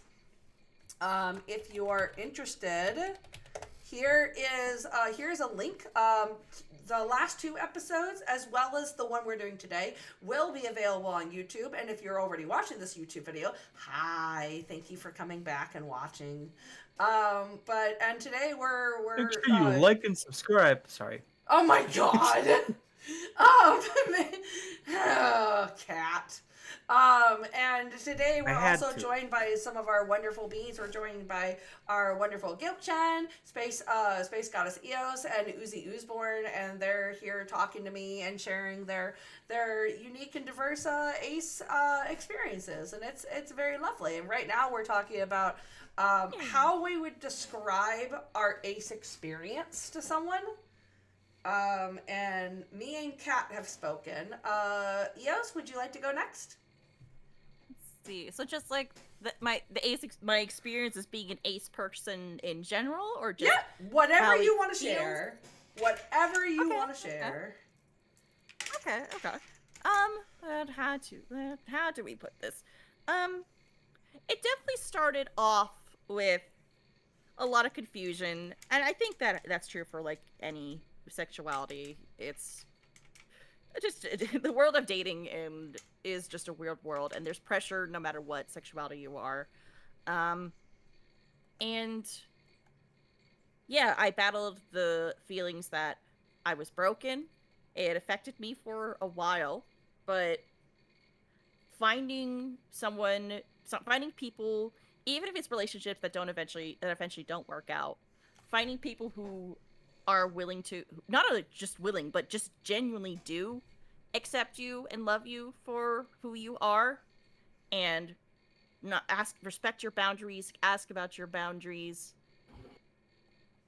It's interesting. Like, there was a long period of time where I was just not very confident in myself, where I was very shy because I was afraid of being too loud or too much, or attracting the wrong kind of attention and having to turn people down when I wasn't feeling it, or what people would do if of course there's like the fear of what people will do if you tell them no and that they don't listen to that.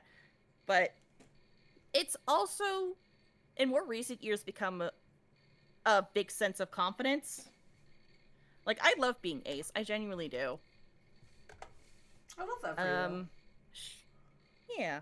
But yeah, I think like any journey on discovering your asexual identity, there's gonna be bumps in the road. There's gonna be times, I think like Kat was talking about earlier, there definitely are times, even sometimes still today, where sometimes I wish it was easier. Like, not so much that I wish I wasn't ace anymore, but just that I wish it was easier for me to catch feelings for someone or to feel attracted to someone. Because I was I was actually talking with Mayan about this earlier.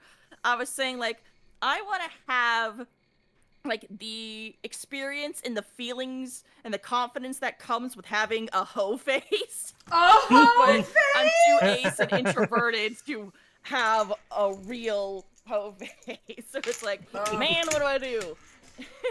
listen, My I own suggestion support was you. actually I brilliant. It's support like, you why in not your draw hoe yourself journey. being a hoe? I support you I in was your like, you know hoe what? journey and your hoe arc. Yes. Yeah, so he's like, why don't you just draw hoe art? And I'm like, Ooh. Ooh. yeah. Ooh, that I is did used also to. a thing we There was can a do. brief period where I was a not safe for work artist, and man, the world of not safe for work art is wild. Like, the art itself is a lot of fun, but it is a tough crowd to navigate because you can I very can easily imagine. get some creepy people. Like, you can very Yeah. easily meet some people who are just super chill and sex positive. You also meet people who will form like parasocial sexual relations, and it's a minefield. You got to be careful, but it Yeah. is still fun. Fully and support slut sometimes it's something goddess to draw just for Eos. yourself. What was that? Apparently, slut goddess Eos is what your Yeah. Hell As someone who went yeah. through a host phase, you will A do good the title. same. No, It's no, a no. good Okay. title. Yeah. Okay, I I would like have it. said space slut personally. While I want, including Space goddess slut, is too yeah. wordy, but I would have gone with space slut because I don't know. I just love the sound of that. Oh man, I kind of. I mean, I like both, but I also kind of like. It's like slut goddess. It's like I'm the goddess of sluts. Let's go. Oh my god. Just like the Move the ultimate fuck out sex the way, positivity. Aphrodite. Ooh, Eos is here. bitch, get out the That'll way. Get that'll be out the name for way. my not safe for work account. I love that for Incredible. you. Space slut. Space Sloppist. Oh my gosh. Oh my Oh god. no. Incredible. Incredible. Also, Eos, I DM'd you an ace meme. Yes. I just. Also, for anybody who is currently in the chat, if you're interested, here is my Discord. If you want, there is specifically a channel for sharing gay shit. As if the whole server isn't just gay, but. And if anybody's interested in finding my socials, including my new YouTube channel where this will be posted, you can click that link. Boop, boop, boop. Oh, I agree with Eldrasor. I wanna be the cleric that worships space slut Eos and gain that divine power. I love that. Oh my god. That is that's a time. But also, yes, that vibe of like, I don't want to do the sex, but I also want to draw really scantily clad sexy ladies.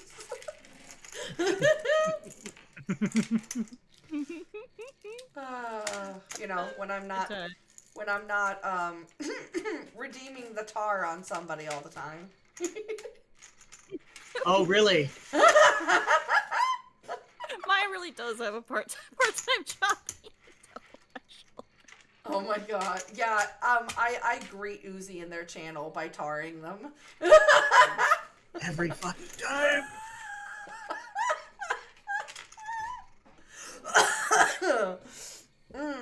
Gotta keep that blood flowing, I'm being helpful. There's no blood. I'm a slut. It's a figure of speech! It's true. My unsassed me a whole bunch yesterday. I know we talked a lot about this already, but I feel like a big question is, especially for some of us who have some feelings of repulsiveness around sex, how does it feel living in a world where sex and sexuality is often the forefront and the driving force? So I'm very conflicted with this for two reasons. One, I understand, especially in our modern times, in the here and now. Why that is in the forefront? Because, again, going back to religion, it has been oppressive for people for thousands of years. That's fair. And Yep. we're finally getting to a point where people can express themselves without fear, without judgment. So on that hand, awesome, love it. Let's embrace that. Be true to yourself. On the other hand, do you have to put it in goddamn everything? Yes. Yeah. That's super fair. And Yeah. I'm always conflicted because I'm like, am I actually being a supporter or am I just like coasting on incel vibes? Like, Yeah. I get God, that. On one hand, God, because yeah, I'm that. because I'm like, I don't care if people have sex or want to have sex or but also I don't have to see it all the time. Like, why? I You need a don't break have to. sometimes. Yeah. Um, Yeah, Getting a really. break. On one Like, hand, oh on God, one the hand, incel vibes thing.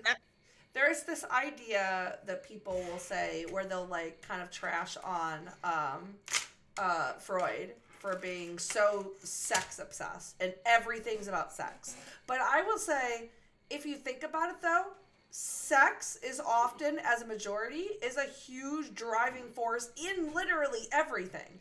Our culture, sex affects almost everything. It affects how we dress. It can affect how we think, how we talk, how we speak, how we eat, our diet, our health habits. Everything is directly really or is. indirectly tied to sex in some way.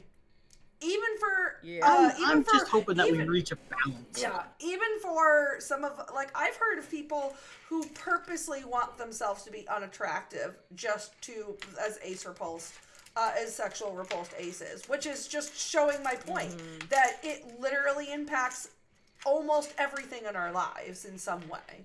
But it can be very overbearing when you can't escape it.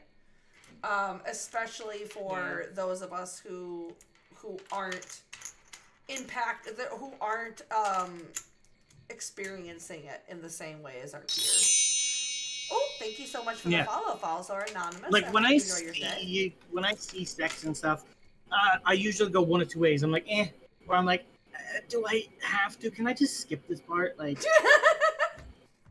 can I just move to the next part of the story? Like, Yeah. Also, another comment I've noticed, or another thing I noticed, this was something I've noticed a while ago, back when I got like really into just writing about like how I hate the concept of like virginity and basically like we're saying, wow, sex and sexuality being the forefront fucking everything. I have noticed while I was doing that, and I was like looking at a bunch of different media and a bunch of different shows where they make jokes where they're basically making fun of virgins, I realized that the virginity thing is usually a forefront for them to make fun of something else that they're actually wanting to make fun of. Oh, that's And fair.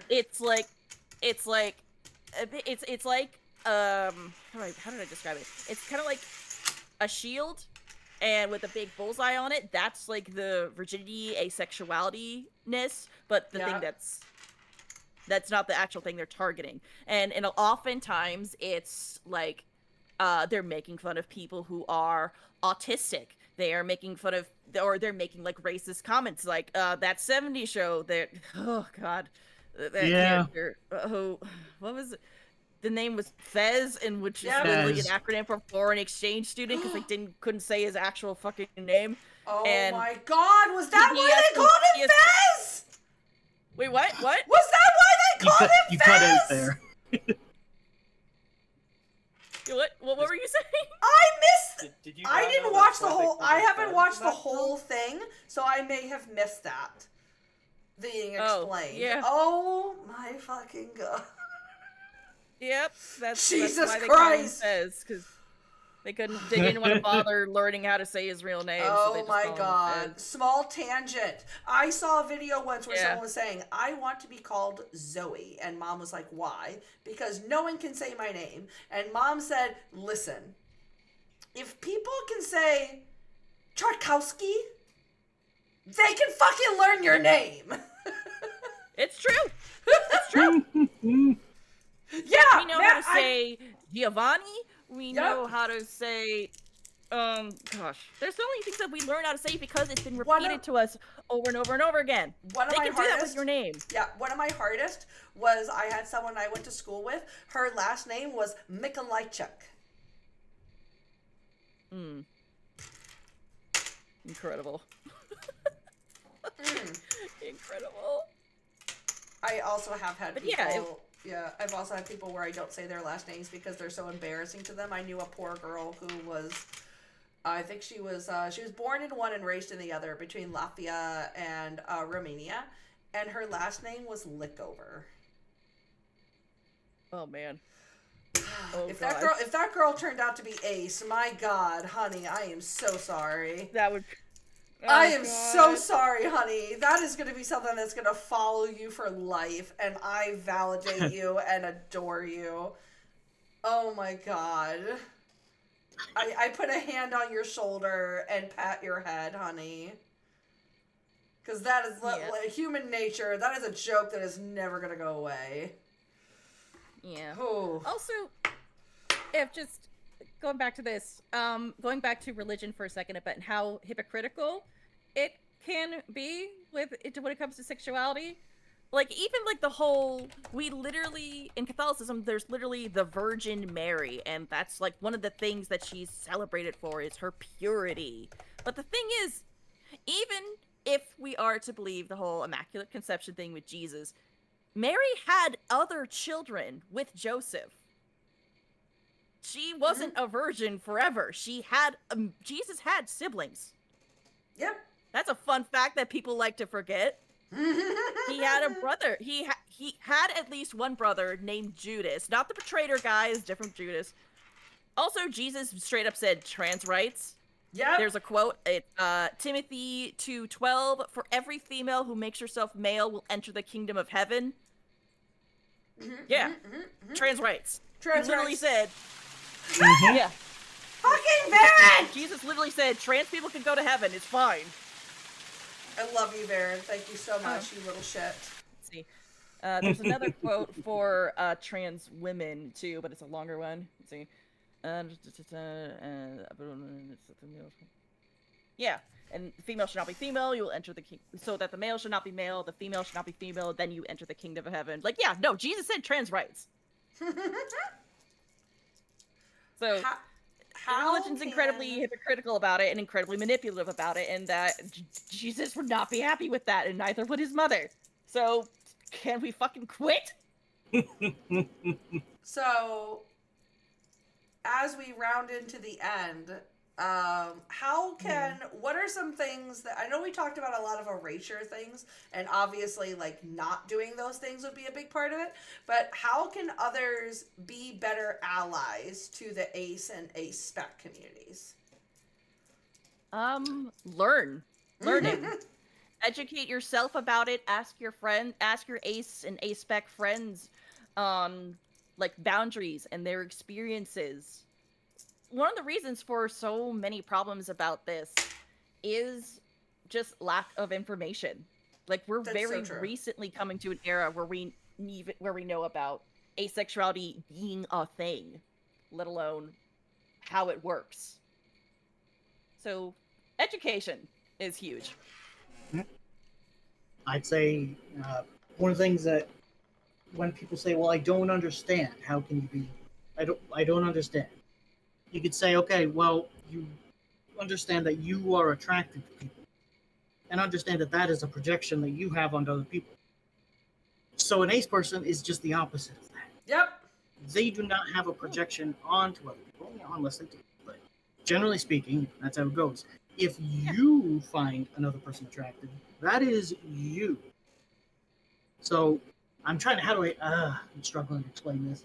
It's all good. Like, our entire concept of what is attractive and sexual activity and everything, that starts with your head, your brain. You are putting that sexual attractiveness and those desires onto other people. Just because you do it doesn't mean other people have to. And you need to respect that line there.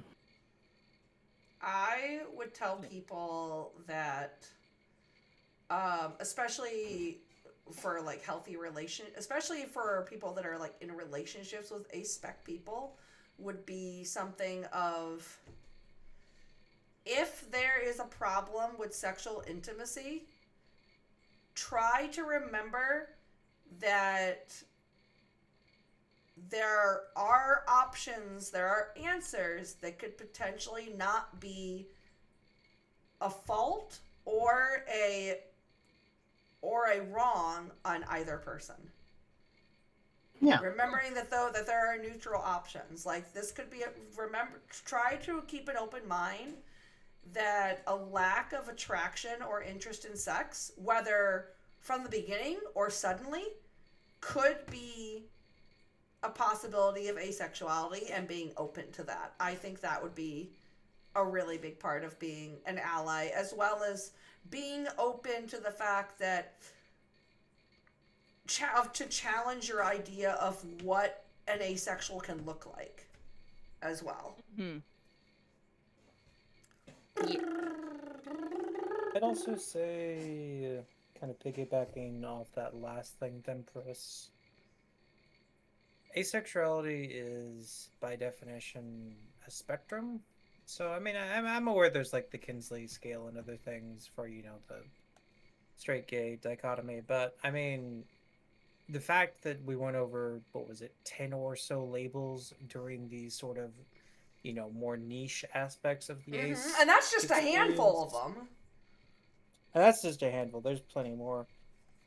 It's just sort of be patient with people, listen to them, and just be aware that no ace is the same, much like no person is really the same. There might be similar strokes here or there, but like, even my experience is going to be radically different from somebody who's might be similar.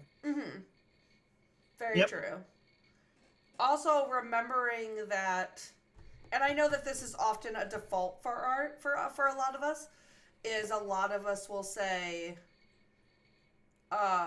romantic can still happen, but we also should remember that there are people that are also aro ace, which are people that have a spectrum of both. So I think I might have actually forgotten to mention that one. I'm so sorry. But yeah, aro ace is also a valid identity, which could also be equally just as complex as asexual, because generally anything that has a sexual spectrum generally has a romantic spectrum. So bisexual, can be biromantic, there can be panromantic, there can be aromantic, and so on and so on. And when you put those together, that's an even more infinite level of there's infinite amount of combinations of sexual, gender, and romantic identities. And when you think about that, that just means that there is endless experiences. Mm-hmm. Yep. And that's kind of what's so cool about it. Like, I mean, you can apply that to any sexuality, really, but I don't know. I feel like that's why asexuality in particular is fascinating to me. There's so many facets to it.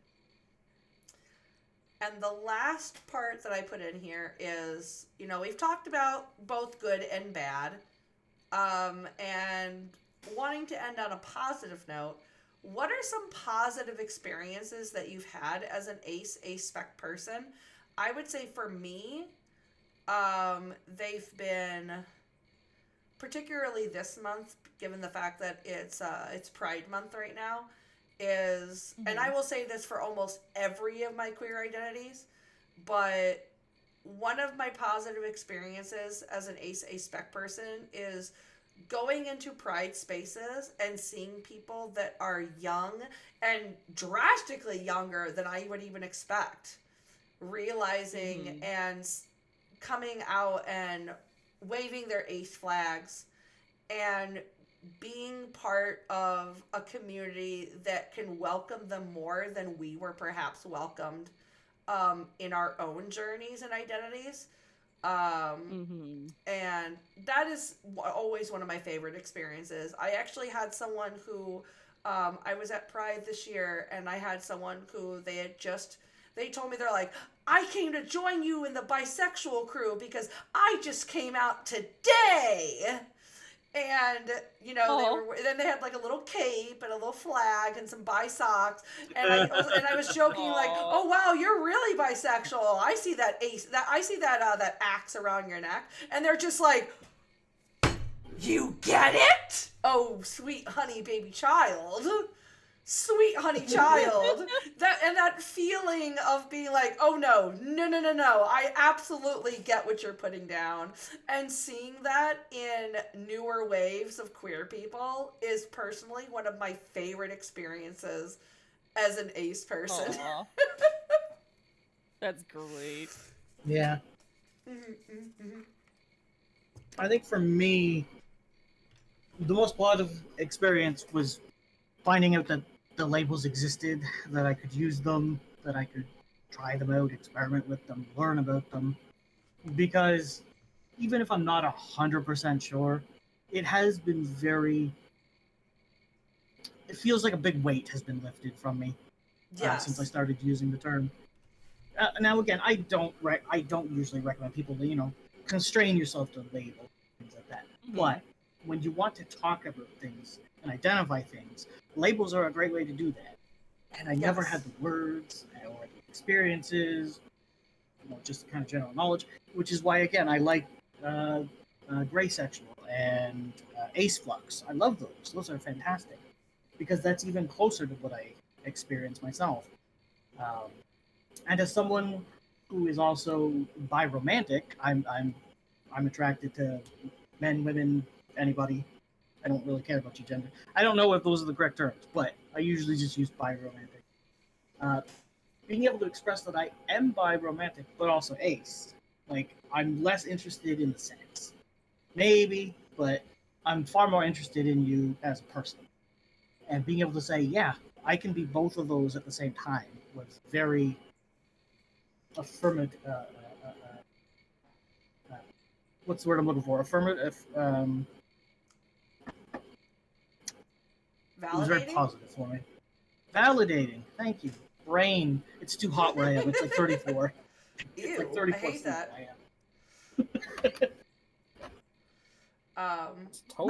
I completely agree. And also, can we? Not knowing which label to use, can we also validate the experience of I probably fit under multiple labels, but I pick this one because flag pretty. Yeah, fair. Yeah, honestly. Yeah, there's some pretty flags out there. Have you seen the trans flag? That thing is fucking beautiful. Oh yes, Also, did you know that all the people from that country are really hot? Oh my god, I love that. I haven't heard that one for the ace flag, but I've definitely heard that joke for the trans flag. I do love that, the strength of, and I agree that feel, especially as like, because I know all of us here are also Tiz and Beans, and labels, even if we don't use labels, even if we're talking to someone who doesn't use them, they're still a tool they can still be used as a tool to process and understand concepts without trapping ourselves in them if we so choose. Yeah. I kind of have incredible. A weirder positive experience. Yes. So, I am a very caring person. I know that sounds weirdly boastful. One nice thing about being ace with regards to that is once somebody understands that about me, I'm able to actually get out that caring energy easier because they don't think I'm trying to come onto them. It's just a general I like to yes. I like to let people know that someone cares about them, and it's much easier to do that when they think, oh, this person has zero interest in me in that way. They're just that type of person. Yeah. Mm-hmm. And the ace part of the identity kind of helps that to run more smoothly. I see Yeah. that. I feel like Yeah, I feel like that's similar energy to like a girl becoming a feminine person becoming friends with a male or masculine person and knowing that they're gay and having them feeling a similar energy of like, okay, this person isn't seeking something from me, especially as feminine people, when another part of sexuality is just that expectation that that's what we're going to be sought for and that's what we're going to be seen as, that sexualization of us. So I completely get that. I get that. I think that could also potentially be something that I would also tell someone of how they can be a better ally to ace people is also checking that assumption as well. Checking that assumption of associating our motives and our interest based on our gender or our sexuality could also be a way to be a better ally, but I also see how that could be an affirming experience as well as settling a little bit of like an anxiety. Yeah, 100%. Yeah. Yeah, not to copy your answers, but Can I look copy at your your homework? answers. Yeah. But no, I Remember, do I this think is that an is open book test. very true. But yeah, there is definitely a lot of instances where I felt less pressure in my relationships, especially with like other cis men who, regardless of whether they're straight or just any sexuality that includes liking girls, just there's like, hey, look, that's not what this is about. If there is a romantic attraction, I will definitely let you know, but don't hold your breath. Yeah. Um, I think that's one of the reasons. Well, not one of the reasons, but like Maya and I are very close friends, and we talked about is like, is there a thing between us? And we're both like, nope, because that's just not our chemistry. And Mayon, knowing that I am asexual, kind of helps reaffirm and took that pressure away from our relationship. So it's just easier to be myself and make crude jokes, knowing that I'm not going to have the creepiness of, oh, so maybe you are into this. Yeah, exactly. But also Maya's just not that kind of person. But also Maya's just not that kind of person. But just in general, yes, this that person will happens a try lot in my not to. This friendships. person will not try to get in my pants. Exactly. Exactly. It's like I can laugh at dick jokes because dicks are funny, not because I'm craving dick. Remember, I used to say this a lot when I first started streaming, but I will say this, that you can have a dick, you can take a dick, you can swallow a dick, you can want a dick, you can want to rid yourself of one. Just don't be a dick. Yeah, Just don't exactly. be a dick. All other options are okay. Just don't be a dick. Yes. Exactly. Benight us. Yeah. I'm out of useless. It's just how it is. I mean, there is also that, but Damn. Also, no, Mion's a treasure. I cannot complete this event without, like, come on, us queers, we love puns so much. We really do. These are some of the ones I found that I absolutely love.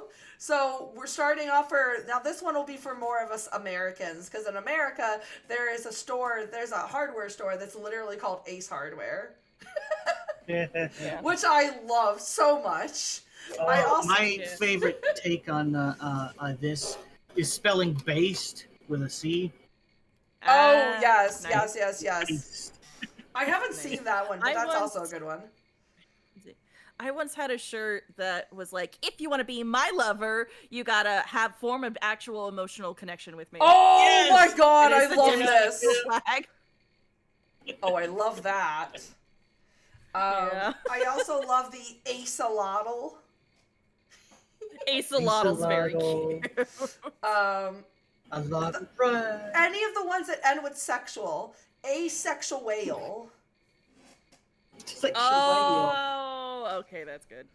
we were actually doing that at Pride. Nice girl So disc. yeah, we had some crochet people for Pride. So the thing that we do at our Pride booth, which if you're not aware, I'm part of like a Bi Plus organization, which is basically serving a safe space for anyone who's like multisexual. So that would include like bisexual, biromantic, pan, omni, abro, polysexual, all those other ones, and fluid people, queer, and we had a bunch of people that I guess they just were like, pick a pride flag and do things. And they made a whole bunch of like pride whales. And they were just asexual whales, abrosexual whales, and they were adorable. I also love the one that's my sexual preference is nope. I do love that one. Very cute. I also love the I've got an ace up my sleeve. It's me. I'm the ace, and I'm in my sleeves. It's very good. It's very good. Oh man, this reminds me of this shirt. It's not specifically an ace shirt, but it's a shirt I've been meaning to buy. It says, yeah, I'm gay. And then it shows gay as an acronym for good at Yu-Gi-Oh! And then it has a picture of Shinji Ikari from Of course, Evangelion. it's coming back to Yu-Gi-Oh! I do want to see some more representation in merch for like horny aces or sexually active aces. Yeah. I love being ace and making horny jokes or something. I would love that. I might have to make one. Because when you're an artist, you can do that. Yeah. Oh my goodness. Hell yeah. Can that just be my identity? Horny ace. Not even so much horny ace. It's just weirdly slutty ace. I don't know how to. I like that. I like that. Yeah. If you haven't seen, oh my god. Am I a slut for you? I don't know. I don't know. Guild has to have an ace flag on their stream at all times, because if you wandered in and didn't know, so many people would be like, wait, what is happening here? Because their whole aesthetic is internet cat slut. And I love that for you. I mean, it's a good aesthetic. This is my favorite emote. Just shaking ass with ace flag on butt cheek. There's just something that's very good. Yeah. That's very good. I like that. Shake your booty. I've been meaning to make a pack of animated emotes that I want to do. And I do want to include a lot of the niche flags that you don't generally see anywhere else. And I do plan on doing that for both emotes and for like PNGs to use as like props.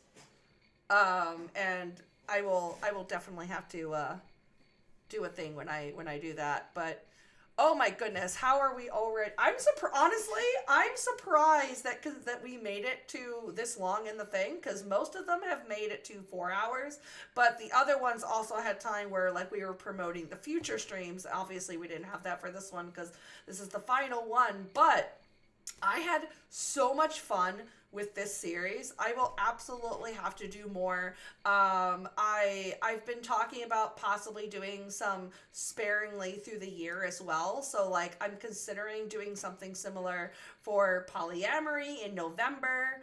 I'm considering doing one on a load of other topics like throughout the year. So we will definitely have more of these, because this was a amazing experience.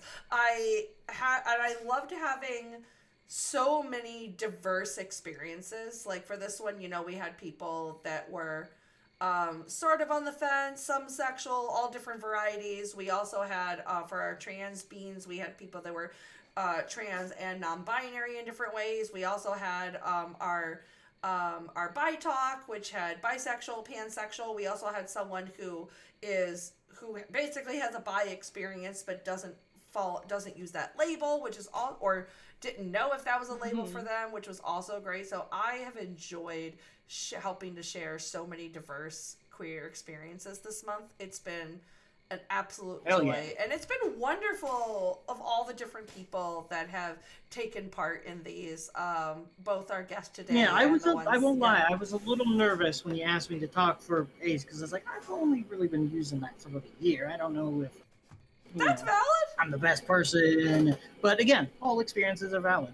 And Right, that's right. also another thing that we've had people, for this one in particular, we've had people that have been using the label for shorter times, longer times, people that have realized the experience earlier and later. And also, I love the fact that we had all different generational ages as well. So we've had people that were younger and people that were like older and millennials, like myself. I am an That's awesome. elder millennial. I remember the before time.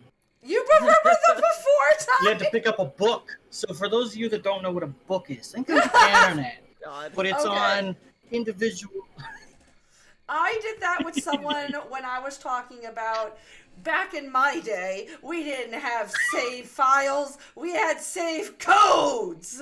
And before that, we Yep. had leave the console on and the TV off until you get to a save point.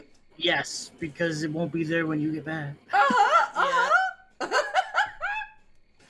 All right, well, let's see about, and then I also have a special Pride. I've also had some special raid calls, so let's see. So this one is if you are not subscribed and don't have my emos, which is perfectly okay. If you do, you can also use this one. So our raid call today and for all these talks has been, Pride is talking, so hate get walking.